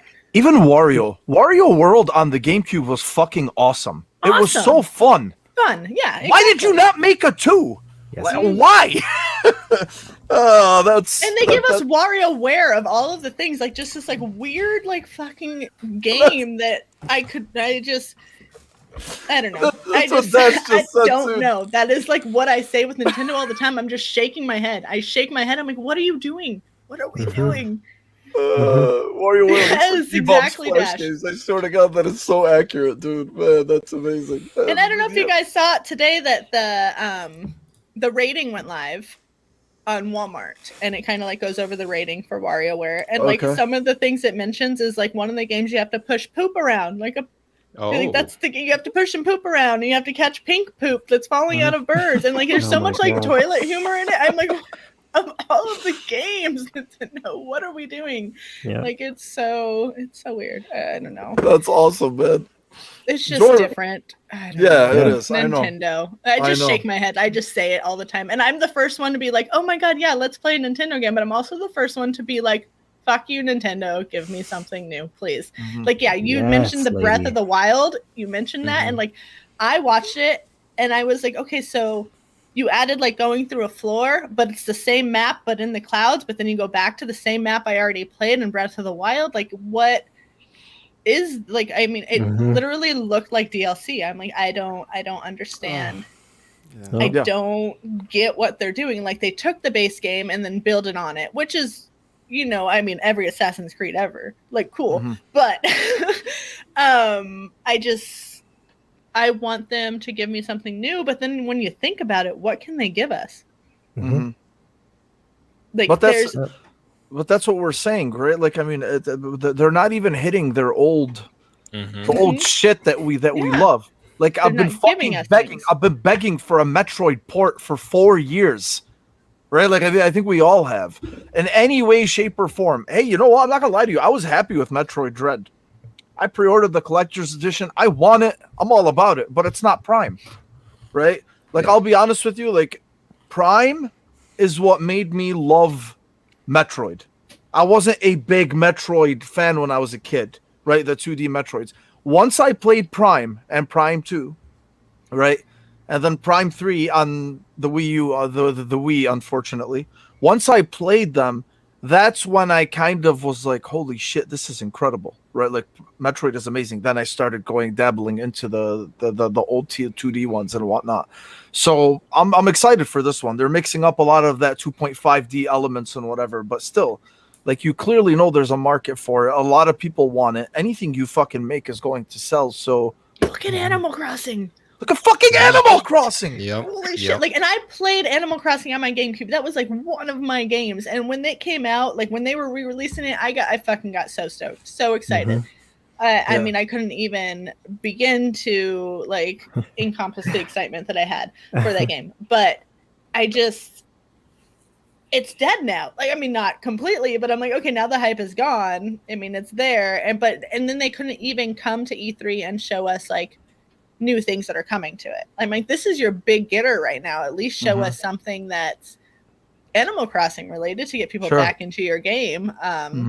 Instead of Mario Golf, the fact that they showed Mario Golf at E3 like pissed me off, because they had just done a deep dive 2 weeks ago before E3 on Mario Golf. So I'm like, waste you're of giving time. me the same. They're padding. It was padding. Exactly. Yeah. So I don't know. I just, if it's not Pokemon, and if it's not Zelda, and if it's not some Mario fucking game, it just seems like they don't care anymore. They just don't care about those other things. Like, just give us something new. 3-Bit in chat said, like, give us a Peach game. Like, that would be fantastic. Give us a female protagonist, like, other than, Samus or whatever. Like, give us, these characters that we love. Give them their own game. That would be rad. Like, I mean, these are the boundaries I think that they need to break down. Everybody's like, oh, it was such a bad year over there, and they just couldn't do anything. And I'm like, I'm sorry, they haven't done anything for 5 years. Do not blame COVID on Nintendo's lack of It's not. You can, anything. No, you can only go so far with that. Diego makes a very good point. He said, we always say competition is good, it drives innovation, but we always mention Nintendo as separate from Xbox and PlayStation. I say this all You're the time. so fucking on the money here, all bro. The time. Because they sort of have no competition. It's stifling their creativity. And you're right? Because we always say, oh, it's Xbox and PlayStation that are pushing each other. PlayStation's first-party studios and Xbox from before, their lack of fucking games. And all of a sudden, and then all of a sudden, Xbox does this as a response, and now PlayStation's responding, and it's always like that. They're always pushing each other, right? And it's always like, oh, and there's Nintendo. There's can I go on another rant? Yeah, of course. Yeah, don't worry. Here's my thing. Here's my thing when it comes to that, because I've also said this rant before. You have these, like, I picture them as roads in the like gaming community, to where you have like PlayStation and Xbox on this road together, just pushing each other. And then you have like Nintendo like off here, just off in the distance, going their way, because you don't compare it to them. They're down their own path. They are forging their own path. They're doing whatever Nintendo does, and everybody always use that. It's Nintendo. They just do their own thing. I'm so over that fucking saying, because Nintendo needs to do something like everybody else. PC gaming, another one over here on its own. Like, PC gaming has always been kind of ahead of the curve. Like, I mean, it is what it is. Like, they just have. When it comes to Xbox and PlayStation on this same road, we are now seeing this like headbutting of where Xbox has like veered. They're making their own road now with Game Pass, you know, because you can get Game Pass for $14.99. No.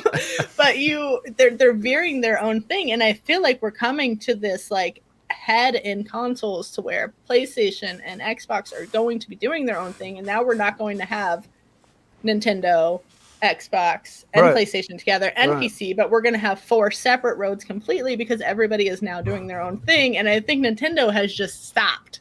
Like, they hit a wall and they just don't know what to do with it. Like, we don't know what to do. And PC just, you can't even like put PC in a box, because it's just PC. Like, you can't. And then you have these new things coming in, like Amazon and Stadia, and these like plug-in things that, like, you know, Xbox is going to jump on that within like the next 5 years. They're just going to be. The next console is not going to be a console. It's going to be a chip.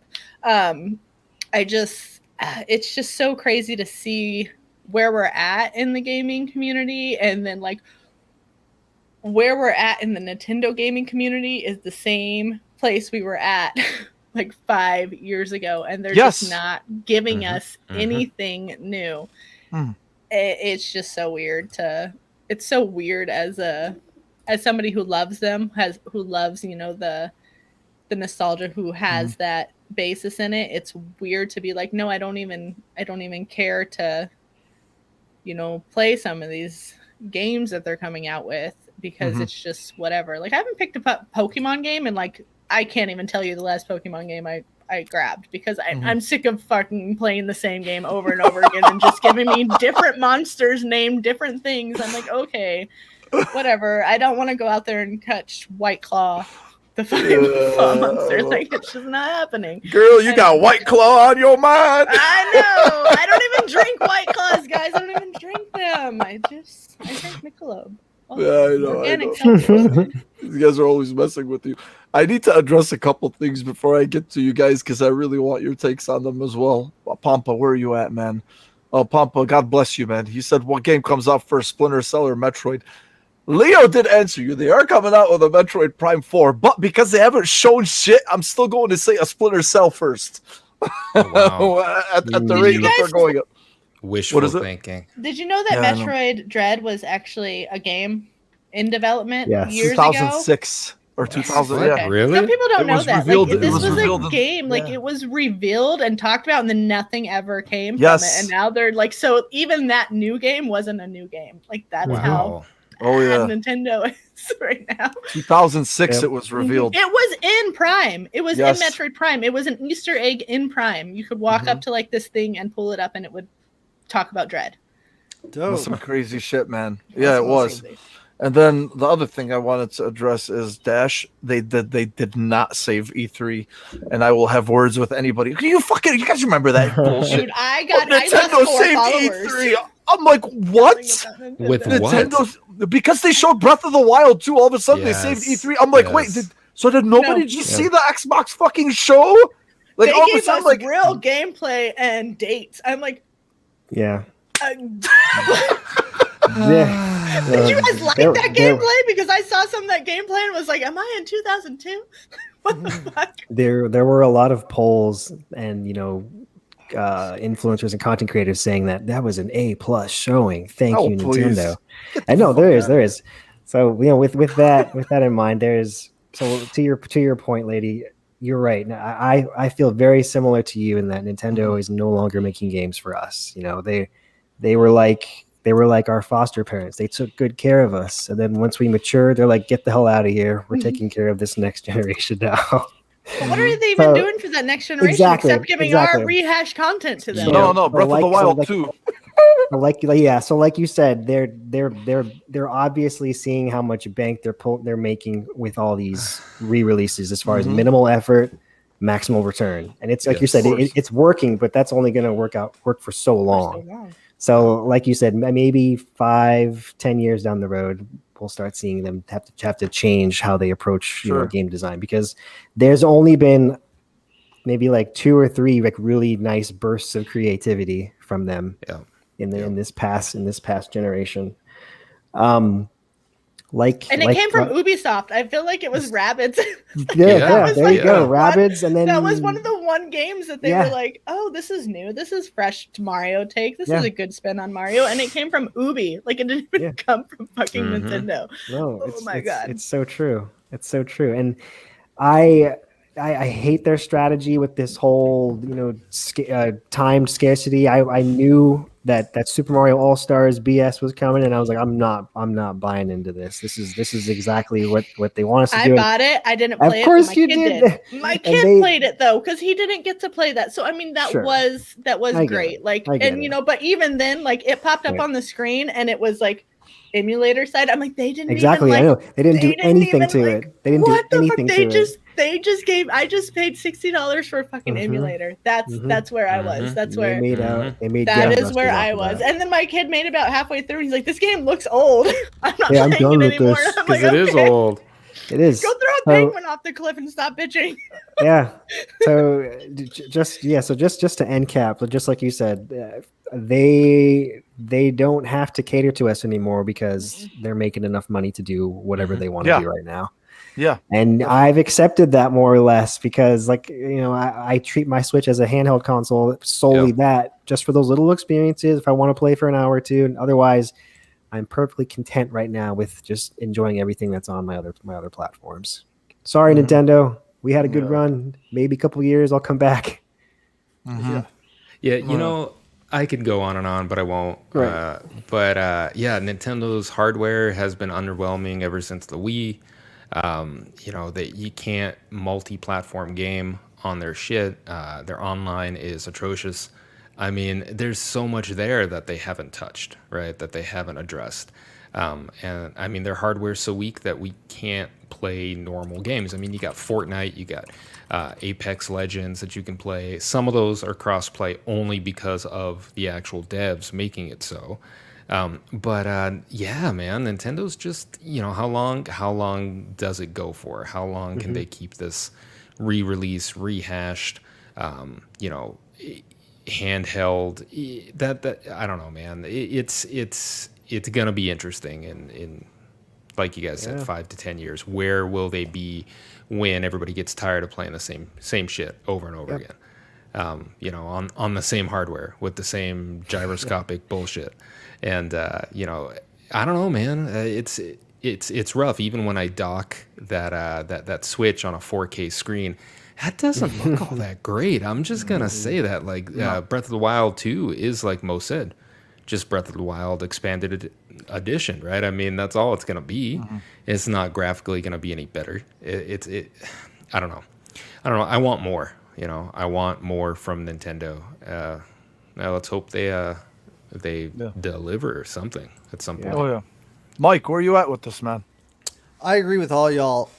Whenever I bought my Switch, I forgot exactly when, like 18, 17, something like that. It was more for just a check in the box, just to say, like, I have all the consoles. Like, literally, that's what it was. Like, yeah, and then I bought some Mario Party, Pokemon, and, but I always keep an eye out for it. But, man, what you guys are talking about, their creativity zone, I don't go to Nintendo for anything new. I don't expect Nintendo to be launching a new iconic character or a new gameplay mechanic or nothing like that.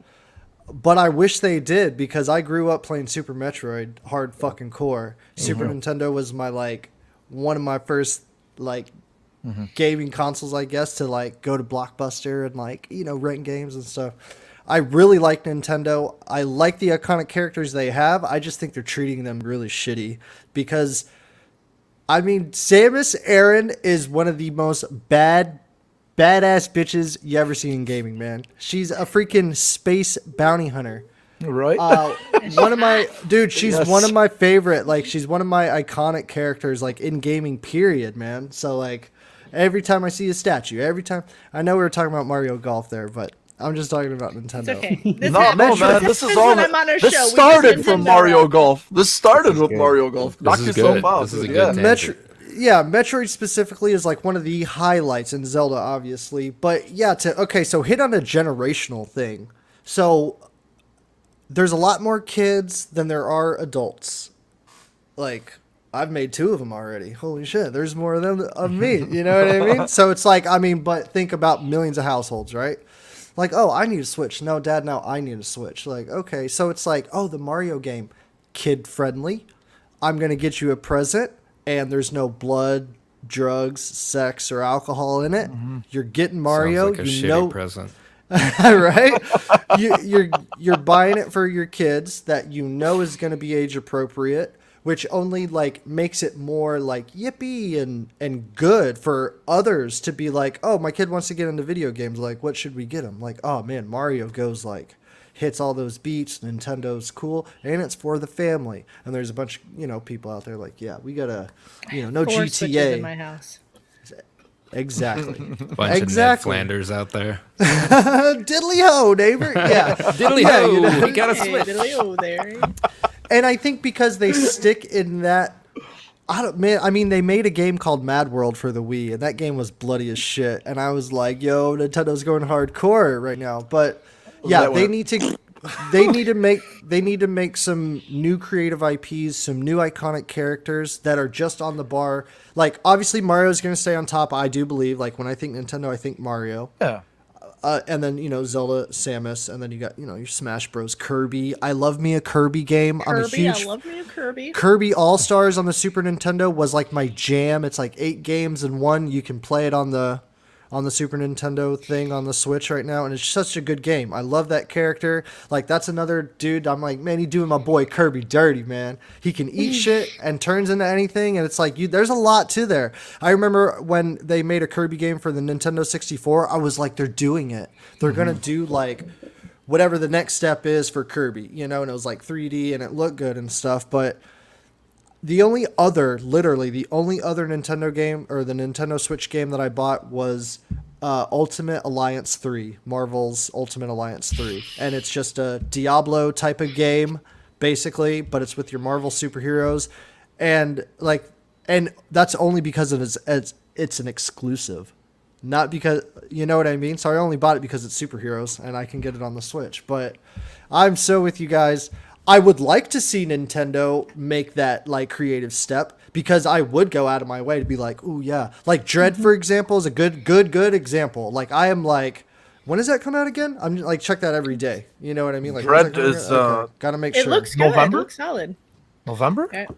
Yeah, it's like I thought it was October, Or October, 20 yeah. something. Yeah, I could be wrong. Very close. I buy you know? indie games on my Switch. That's a thing that I do. I buy a lot of indie games on my Switch. I buy a lot of those lesser known titles, and some of them are Nintendo titles. I mean, people who know me know that I play my Harvest Moon games, which are now Story of Seasons. Exactly. Sorry, you just reminded me, lady. Pikmin or not Pikmin? Who's that dude who goes PK Fire? Ness. He's Ness, yes. yeah. Like, isn't that a Nintendo character? That's another one that's not Earthbound. getting it. We just got a new Pikmin. We have not had a Ness in a while. Okay, the Cloud guy. The Cloud. He's like wings, angel wings. He's got a little. Yeah. Like, They those have are an amiibo all- of him. They have an Yeah, amiibo they're of him, all and he's in big Smash hitters. Brothers. But Exactly. he's They're big hitters, anywhere man. else. And they could do It's stuff. Wii just controllers weird. or It's motion fucking controls. just crazy. I don't know. I just there's. I could just talk about Nintendo forever. I could have a Nintendo podcast if I wanted to have. I'm just bitching about it. Like, it wouldn't even There be you good go. shit. It would just be bitching about Nintendo, like, for 30 minutes. This Like, episode's going to be a little bit This is negative what about they did Nintendo. this This, week. episode will be positive. Like, they're doing good things. It's just crazy. But they hold these franchises that I love. Like, I'm like, I love Hostage. my Story of Seasons. I love them. But, like, I just do. So I can't get away from it, because I'm like, if you give that to me, I'm going to play it. Like, that's just what it is. So, like I said, we have 4 Switches in this household, because like That's you so said, cool. everybody needed one. Right? Everybody needed their own. Exactly. So, and they do have that handheld thing. Like, that was a thing. And That's another big thing. You know, and that's a big thing for me as a parent, is that I can buy my indie titles on my Switch, and like the kids can watch their whatever or play their games on the big TV, and I can just sit there and play games on my Switch. So I mean, they have this thing, but it's just not something that I care to see in 10 years. So Preach. Yeah, definitely. So yeah, I could imagine Lady being on the podcast like, we're gonna talk about Nintendo. Well, let me tell you why Nintendo sucks. It's a total thing. It's a total thing. Look, I have awesome. Nintendo like merchandise all over my room, and the whole time I'm just like bitching about it. It's a love it. It's a love-hate relationship. We get it. Trust me, we get it. All right, well, fucking Nintendo. Let me shift gears a little bit over to. So apparently, there's 2 rumors that came out within the past week. So apparently, a follow-up to Ghost of Tsushima called Ghost of Ikishima is apparently coming in 2021. This was revealed from Special Nick. Special, he goes by. He said it's an expandalone type of game aiming for 2021. Nick is the co-founder of Xbox Era. He's correctly leaked a lot of info in the past. So, usually whenever he leaks something, people usually pay attention. He did say that Battlefield 2042 will be coming to Game Pass. So, that's not going to happen. But, at least but still, he's been right on a few things. He mentioned that. The other mention was God of War Ragnarok. Apparently, also coming. But not coming in 2021 because we already know it got pushed to 2022. But God of War Ragnarok is apparently going to be shown at this rumored PlayStation event that's coming next month in July. This event has been talked about since probably around E3, end of E3, midway or whatnot. And it's going to be like one of those PlayStation, what was it? The PlayStation Experience events that they used to have, where they just show off a bunch of new shit. I wanted to see what you guys thought, if it's going to happen. I think it's personally going to happen. I think there's too much smoke for there not to be any fire, to be honest with you. Yeah. As far as God of War being shown, possibly, I think because of Microsoft's high off of the E3 and, all of the goodwill, obviously, that we always talk about, and they're always in the news and whatnot. And I think right now it's kind of like for the, that news pendulum, right? It's always swinging between them two. And I think right now, I think it would be a good time for Sony to show that. As far as like this Ghost of Ikishima standalone, I could see it happening just because of the fact that they did Miles Morales and they did Lost Legacy with Uncharted. So they figured out a way to keep these like more condensed experiences. And really, they're about 8 to 10 hours. It's not like they're very condensed, but they figured out how to like prolong, just give some longevity over to like these IPs, at least until the next follow-up. You have Spider-Man, Miles Morales, Spider-Man 2. And if you look at, you know what, Mike, that's good shit. So there's actually a small island next to Tsushima, and it's called Ikishima. So that it's not just the name. Awesome. Yeah, so it's not really made up. As far as what kind of standalone it's gonna be, I don't know if it's gonna be Jinsekai. I don't know if it's gonna be maybe like an alternate story. Maybe like with the Mongol invasion. I don't know. I haven't really read up on that history, but it's a much smaller island than Tsushima. You can clearly see, so that also would lead credence to the whole thing about it, being a standalone, that 8 to 10 hour type of experience that, because it's shorter, much smaller. So anyway, I just wanted to ask you guys what you guys thought of, if there's any expectations for this rumored event that's supposed to be happening, outside of these two. I can't really think of anything off the top of my head right now, to be honest with you. I know they're going to show Deathloop and they're going to show probably Ghostwire Tokyo, since we haven't seen shit of, since we haven't seen anything about it. Could they throw in God of War Ragnarok, as, in playable form? Sure. I think they would satiate some appetites if they show that. But as far as like what they could honestly show, I really couldn't tell you. I don't know, this fucking rumored Last of Us remastered squared, whatever the hell it is, if that's even a thing. I hope not. I hope there's no truth to that at all. I think they should just leave that alone. And not that I love The Last of Us. I'm just saying, like, I loved 1, I loved 2, but I think they just need to kind of let it be for now. So they Oh, I'm gonna go around. I'll go around and I'll see what you guys think. Mike, I'm gonna start with you, man. This rumored PlayStation event, and then this Ghosts and God of War, and what do you think, man? Is there anything that you think you would like to see at the event? Is there anything that you're really craving? God of War, Mo. Of course, man. I mean that's yeah. If the Ikishima side thing comes out, I'm with you, Mo. Like, I feel like it'll be that side type of game, Miles Morales type of thing, but still be meaty enough to be like, fuck yeah, this is a good experience. I mean, Tsushima Ghost dropped that multiplayer, or did they Ghost drop it? Well, whatever. They dropped that whole entire multiplayer. That was just like, to me, that was amazing, and it worked so well too. Like, it actually worked. I didn't play it a lot, but the time that I did play it worked a lot. I would like that. I would like to go off of Jin Sakai's. I haven't beat Tsushima yet. I'm like planning on doing that here probably within the week. You could beat it on your PS5. And exactly. Exactly. So, yeah, so I would like to see more of that story, or more characters, or another badass ninja / samurai, whatever kind of like philosophical struggle he's having, or even if that's even a part of it or whatever. God of War Ragnarok, that's one of those things where it's kind of like, I would take a teaser and I would be thankful for that. You know, I don't care, like, no gameplay, but if it's like a better teaser than just like, ooh, ice omega symbol, like, whatever. Like, that wasn't even a teaser for me. Like, the ice logo. It was a Ragnarok. Title. Yeah, I was like, title, that's cool. Yeah, well, Ragnarok. I mean, it did done get that for your a year. juices flowing because it's Ragnarok. It didn't. That's what I mean. Like, and a lot of people were. I'm a Norse mythology nerd, so I'm like, okay, Ragnarok. Like, so I got yeah. excited for it. But. Okay, yeah, like, I do get excited for it, but like, title splashes, not so much. You know what I mean? Like, I really need something to be like, oh, so that's what they're doing now. Like, okay, like, I like that. So whether it is.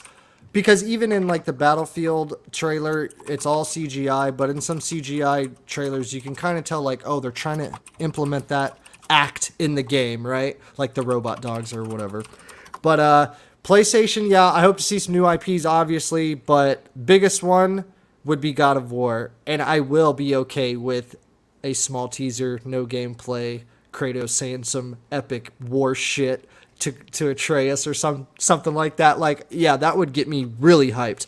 And then logo splash, and then I'll be hyped, lady. Okay, for you. Right. But yeah, that's pretty much the main bit. Ghost of Tsushima was a great game. Like I said earlier in the podcast, like, everybody was in such a positive mood, and like they were like genuinely happy while playing that game. So it was good to see. And if this side game or whatever it is, Ikishima, can bring what Ghost brought, but have that little flair, I would almost say like Miles Morales is swinging.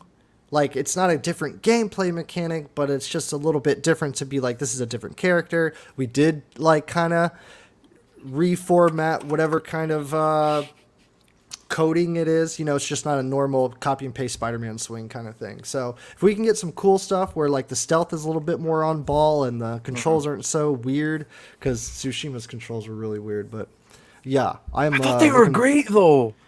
I feel like the button mapping, like I the wanna controls play were it. good, but the button mappings were weird. How you gotta like hot trigger to like select, like, I don't really like that, but whatever. Oh yeah, like, I see what you're saying. It was still saying. good. Yeah, still good. But yeah, I do hope to see like something that spins it and gives it like that good little like, yo, we're doing something different, but it's still something that you're familiar with. Like, here you go. Oh yeah, God of War Ragnarok too, by the way. You know. Dash mentioned here, he's like, Horizon release date, Ghostwire Tokyo, Gran Turismo. I don't know about Gran Turismo yet, but possibly, yeah. God of War, indie games. Love indie games, obviously, and a few new announcements. Well, we'll see Kinna. I'm sure we'll see some Kinna. Yeah, oh yeah, because that's coming out the month after that in That's August. indie. So. Oh yeah, indie my ass. It looks better than most AAA games. Oh, I know. Even though it has 40 minutes of cinematics in it, I'm excited for it. That's it.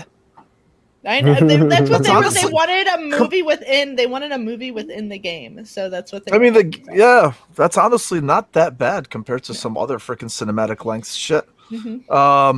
Kevin, what do you think, man? I will be buying whatever expansion they give me for Ghost.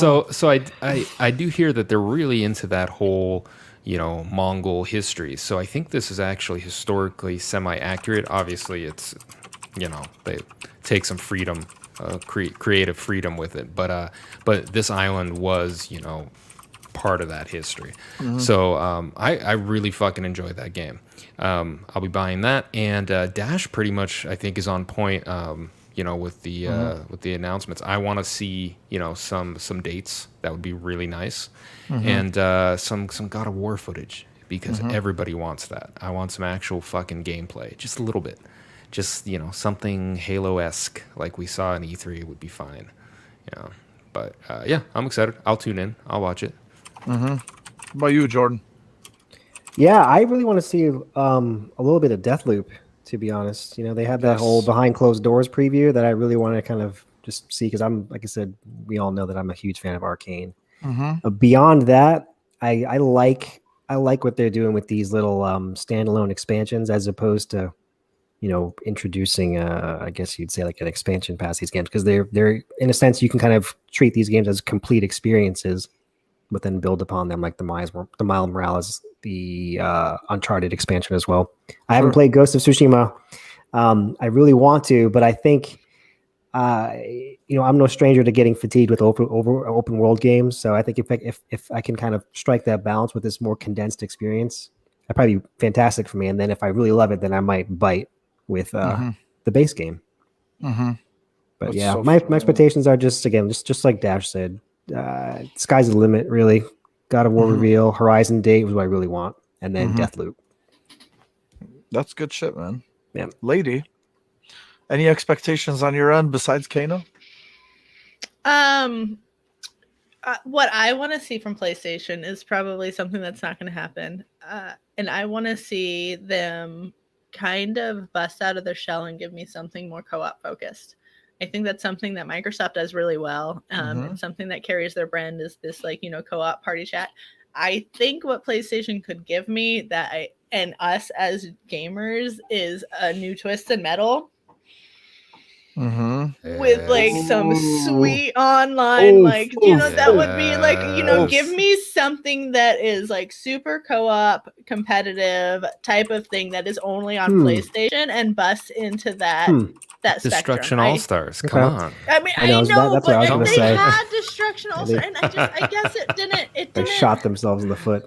Yeah, I didn't do terrible. well. It for me. Terrible. I think that they need to honestly bust into those kind of older co-op games that they had, like Twisted Metal and stuff. And I say I want new IPs, and I expect new IPs from them, because that is something that PlayStation does well. They give me new IPs constantly. That's something that they do. But I feel like they rely so heavily, Jordan, like you said, on these open world single player games, and I think they need to break into something just that's more co-op based. Like they just do. They had Destiny.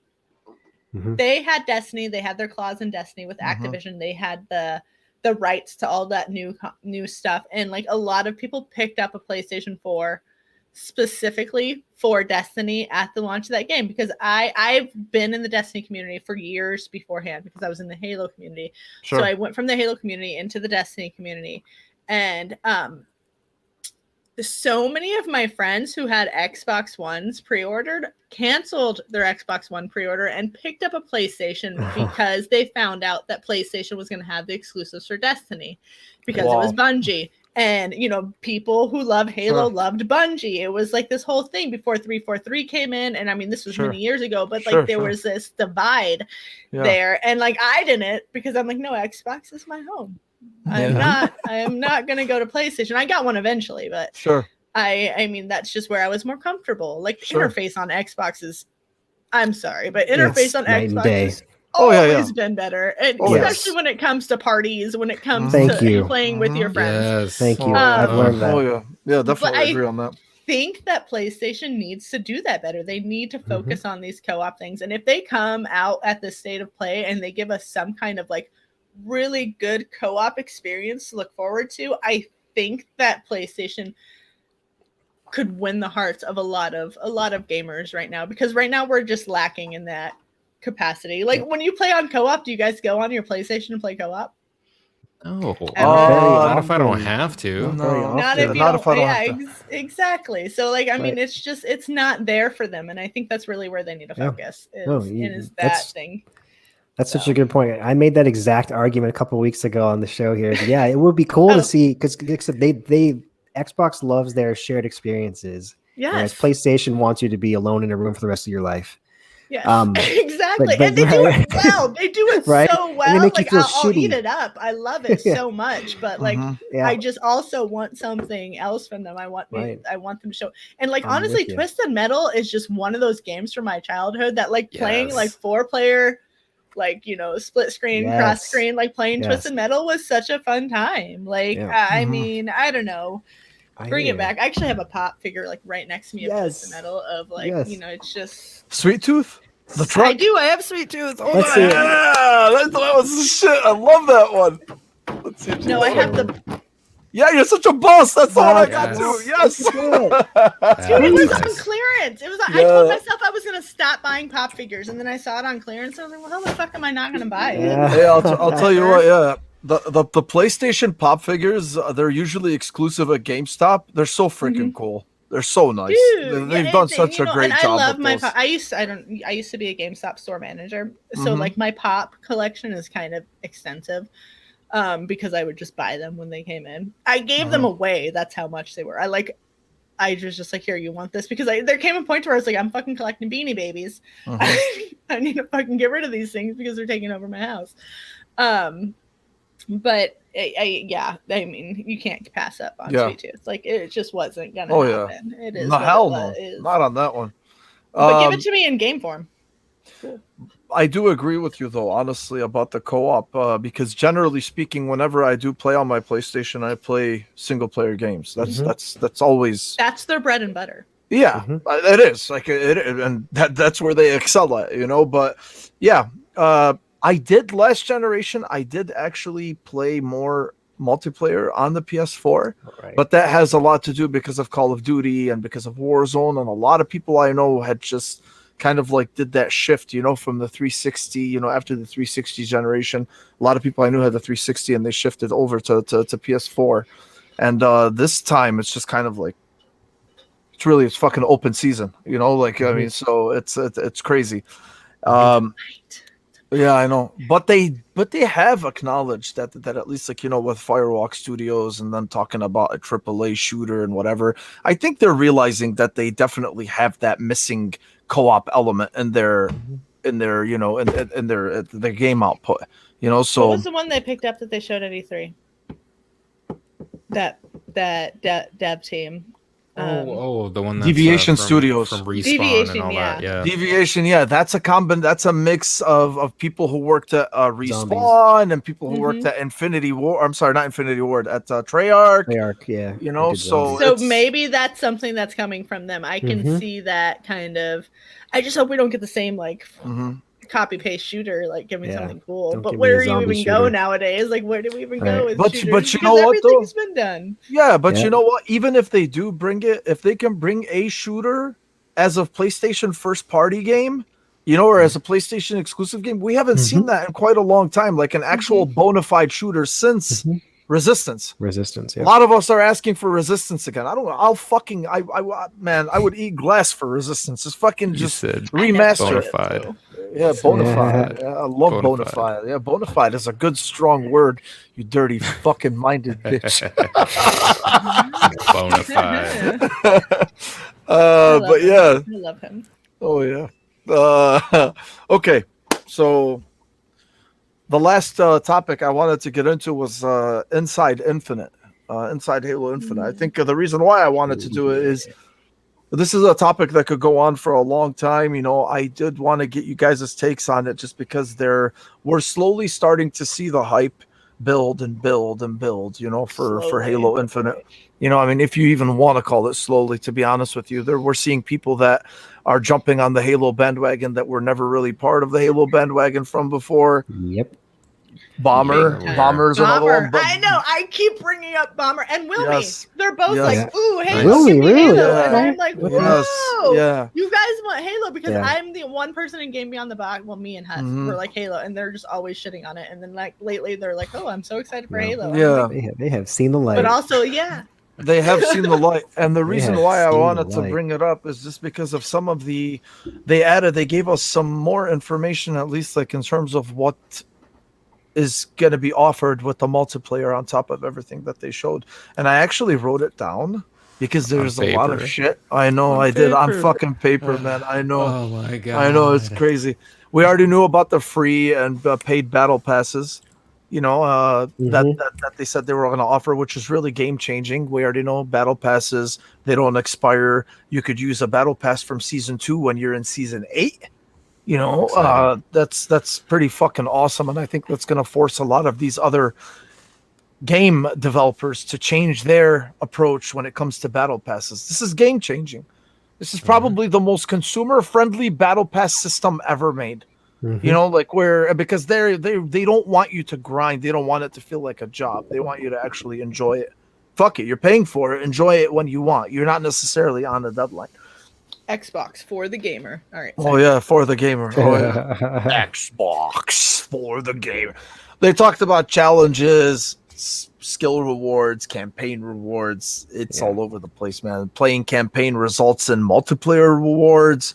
Nice. Season 3. Huge. Yeah, each season is 3 months long. There's no need to grind. Like I was just saying, they said they want you to have fun.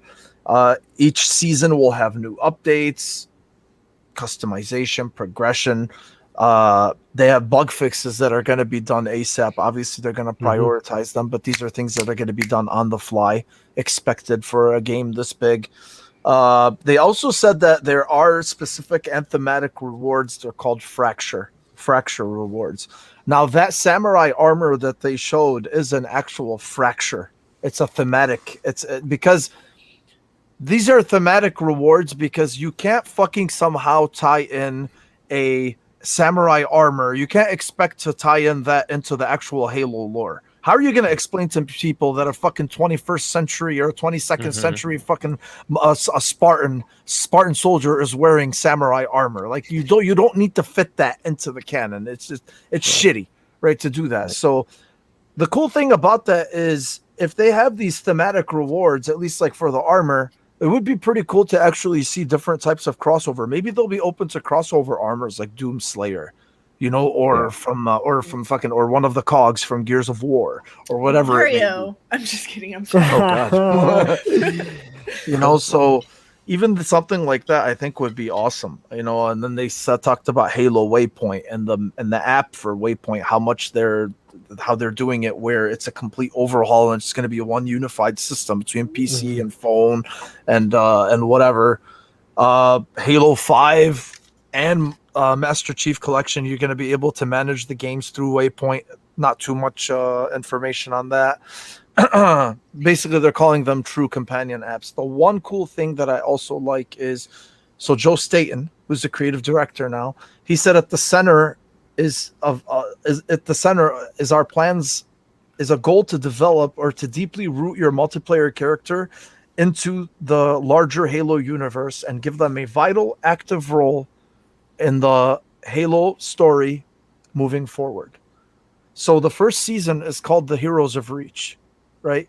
So what we're planning, so I think what a lot of people are expecting, at least with him saying this, is there's basically going to be some type of multiplayer, what the fuck did I write over here? Like a Halo Reach style of storytelling in the future that's integrated with the multiplayer. Maybe your multiplayer Spartan, right, is going to be in the story somehow. Remember, Halo Infinite is a platform. It's not just a game. This is a platform for 10 years. It's a decade-long platform. So what they're planning on... Yes, exactly. Yeah. So they are definitely going to do something like that. I don't know what. This all sounds fucking fantastic to me. I think I've talked a lot about it. I think this all excites me. Jordan, I'm going to jump to you first because you're the He's fucking... got a chub. Oh, yeah, definitely. Definitely. Yeah. Definitely. Talk to me, baby. What do you think of all this stuff? It just gets better and better, man. You know, it makes the wait that much longer. So I'm hoping flights come out they still got maybe 2 months left in summer to really give us a flight. But no, I love it. The biggest thing that I would just like to maybe just highlight on is like you had just mentioned, as far as Joseph Staten touching on there being an overarching story throughout the multiplayer experience. Yes. If you guys remember in Halo 4, they had that seasonal, I forgot what it was called. I was looking it up right now, but someone might remember. But there was a separate thing where it was a co-op story, and it basically was a prequel. Or no, sorry. It took place alongside the Master Chief story. You were hunting down Jewel Mdama or whatever.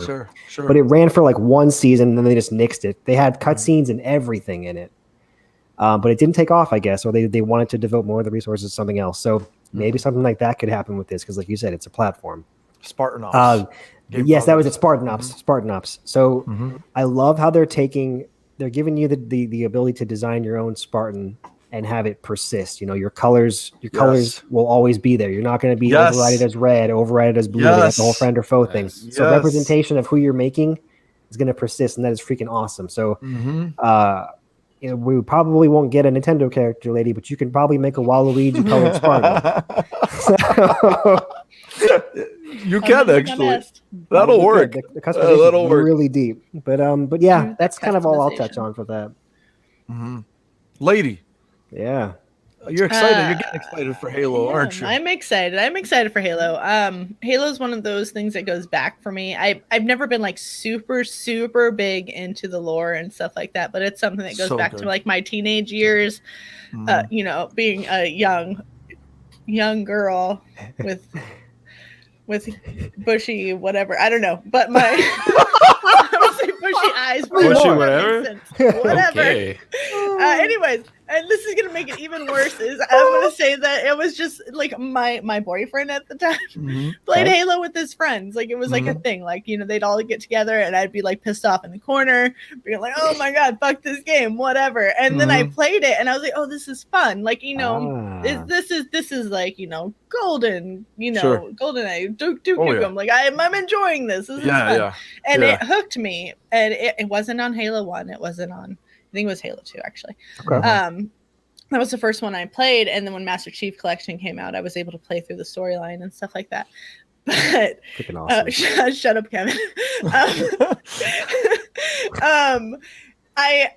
I love Halo. Halo is one of those things that got me into PvP.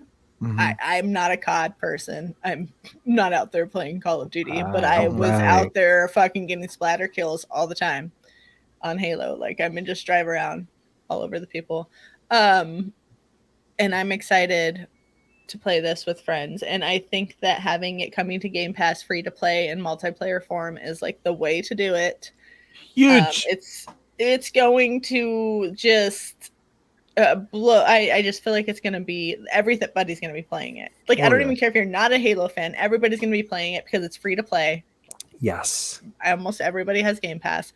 Yes. Everybody's going to fall in love with Halo. And I'm excited to see where the campaign takes me. I have seen I'm going to bring this into some like weird feminist shit for a second. Let's do it. I've seen so many really bad hot takes online about the new AI and how she doesn't look like a female. She looks too manly and she's wearing too many clothes. I know. She's wearing too I feel like she looks more like me than like I feel like she looks more like me than Cortana. I'm like, oh my god, like I feel like this new AI is super cute because I saw her and I'm like, oh my god, she's adorable. Very cute. Look at her expressions. She's like, I think at the right angle you can actually see she has a pretty good booty, man. I'm not gonna lie. So I was telling these guys the other day, I'm like, hey, I call her Bortana. I'm like, hey, Bortana has a donk, man. I don't know what the fuck they're talking about. That's just so. But stupid. yeah, it's just like a thing. I feel like anybody's gonna bring up that argument. You know why? Anytime they put clothes on a character. Because those fucking hornballs are used to the silhouette that they used for Cortana in Halo 4. She was very voluptuous. You could see like the outline of her breasts, and they decided to tone that down for Halo 5 and beyond. And it's a fucking AI, like it's supposed to be an AI. It's not supposed to be some fucking erotic figment of your imagination. You know what I mean? But it is a Master We're not Chief. all out here fucking black. But it is Master Cortana looks how Master Chief thinks she looks. I think she looks. No, I love the way she looks. I think it's I do fantastic, too. and I think I do these too. people need to fucking Yeah, get a life. I mean that's love the it. thing that I've been seeing. I saw that like Okay. for the week after E3, and it one of those things that I need to bring up that like y'all need to just keep your penises in your pants because they're fucking video game Unbelievable, man. characters, please, please. But I'm just over See, Bortana. Even Dash thinks Bortana is hot. I'm mad. Dash. We must protect Bortana. Protect Bortana. baby. Bortana. What if that's her Yeah. name? What if it comes Yeah. out that's her name? It's actually Bortana? the weapon. It's the weapon. Right now, I think she said, right? she's called the weapon. Yeah. yeah, I That's like her it. name. Yeah. So I'm excited. You guys touched on customization. That has always been a thing for me. When Halo 4 came out and they added that like customization, like kind of shit, like I was all over it. Like I had like an orange, like kind of like it wasn't even orange because like the color of the orange in that game was like more of a golden color, and I loved it so much. It was so good. Plus they gave you the female form in that one, Yes, like they the did, more yeah. slimming kind of Sure. thing, and I thought that was something everybody hated 343 because it's not Bungie and whatever, but I thought they hit on some things really well with Halo 4. Halo 5, I never played multiplayer for Halo 5. that's actually the best one. It is. I keep hearing it and I didn't know it until most recently. Like literally the past month, everybody's like, "What do you mean that's the best multiplayer?" I'm like, "It is." Like I thought everybody hated Halo. No. What? Come play with us, lady. Yeah, Come you play should. with us. Lady. You really I should. would lady. love to. I would Yes. absolutely love to. I have it We'll do it. downloaded. We'll make it happen. Do it tonight. No. But I'm down. I'd be down. I'm down. I think that adding the customization, adding this battle pass kind of thing. We're all parents for the most part here. We know what a battle pass is in the reality of things. It's fucking, I'm going to give you $10 every fucking 2 weeks to buy what you want. This is like not doing it. Fortnite just came out with that like $15 a month thing to where they get like points and a suit or something. Yeah. I don't play Fortnite, but my kids do. I have one kid especially who's like fucking baller at it. Like I watch him and I'm like, did you fucking kill that guy? What the fuck? I don't even know. I don't know. But he has this new thing and it's $15 a month and he gets his battle pass and stuff like that, and that's cool. But for most of the fucking battle passes out there, it's just like a hole of money and like just putting money into something that's not going to be worthwhile in 3 weeks. I don't know how many times I've bought a battle pass and then like it seems like it's been 2 days and my kid's like, I needed the new battle pass, and I'm like, what do you mean? I just bought you the battle pass. It's been weeks. And he's like, well, everybody else has the battle pass, and this is so great because like I don't need to do that. I have the battle pass character for Fortnite like season 1 because I jumped on the bandwagon and then I jumped right off of it after PUBG. Okay. And like that's cool because everyone's like, oh, you have like an ancient Fortnite character. I'm like, oh, is that what my Is kid that a called bad it? An thing? ancient Fortnite Your character God. sucks. That's old. Your character's old like Awesome. you, Mom. Yeah. Dude, they call Yellow Card my old people music. Oh my gosh. Oh Fuck my wow. kids. Oh wow. Oh. No, it's not cool. No. But I'm excited to see where this battle pass is going because, like you said, it's a new step in the form of battle passes because it's not a bad idea. Like battle passes aren't a bad idea, but the fact that I could play the same battle pass if I buy it and it doesn't just disappear is like so fantastic because I'm a fucking mom and we're all parents and we're all adults and I don't have fucking 10 hours a day to grind at this fucking battle pass and try to get to this tier that I want to get to, and I'm excited. I'm just fucking stoked for it. I want to date. I want to date now. I keep seeing people are like, oh, it's going to be delayed again. And I'm like, there's no way they can afford a delay. No. It will not happen. They will give coming. us a shitty game before it's delayed. Yeah. Again. Like that is literally It's my coming. take on the thing. Yeah. It's not going to happen. They're waiting for To see what's coming. other games to see Yeah. what's happening. They're waiting for Horizon. They're waiting for like these other games to drop to give us an idea. Everybody's like, well, when are they going to announce it? Like, I hate to be like a weird like conspiracy theorist, but what if they announced it on 7/7? because I know that's a Bungie day, like 7/7 is Bungie day, but it was originally Halo day. Like, if 343 can get with that and like come out on that and just release I think they'll announce it once they finalize the actual Call of Duty release date. Yeah. I think that's because they already know the Battlefield. They already know the Battlefield release date. And whether we love, it's not about what's better. Okay, that's not what we're talking about. But the reality of the fucking matter is Call of Duty is a juggernaut. So whether it's on Game Pass or not, it doesn't fucking matter. You still want that engagement. So you need to kind of space it out, and you also want sales, Yeah. You got suckers like me who are gonna buy the game anyway. So yeah, so I think once they once they have a better idea of how the fall release planning is going to be, the holiday, I think that's when they'll actually do it, because they want like Valentine's Day. So that would be amazing. That would be amazing. Halo and chill, baby. Oh yeah, Kevin. Halo and chill. I'm excited.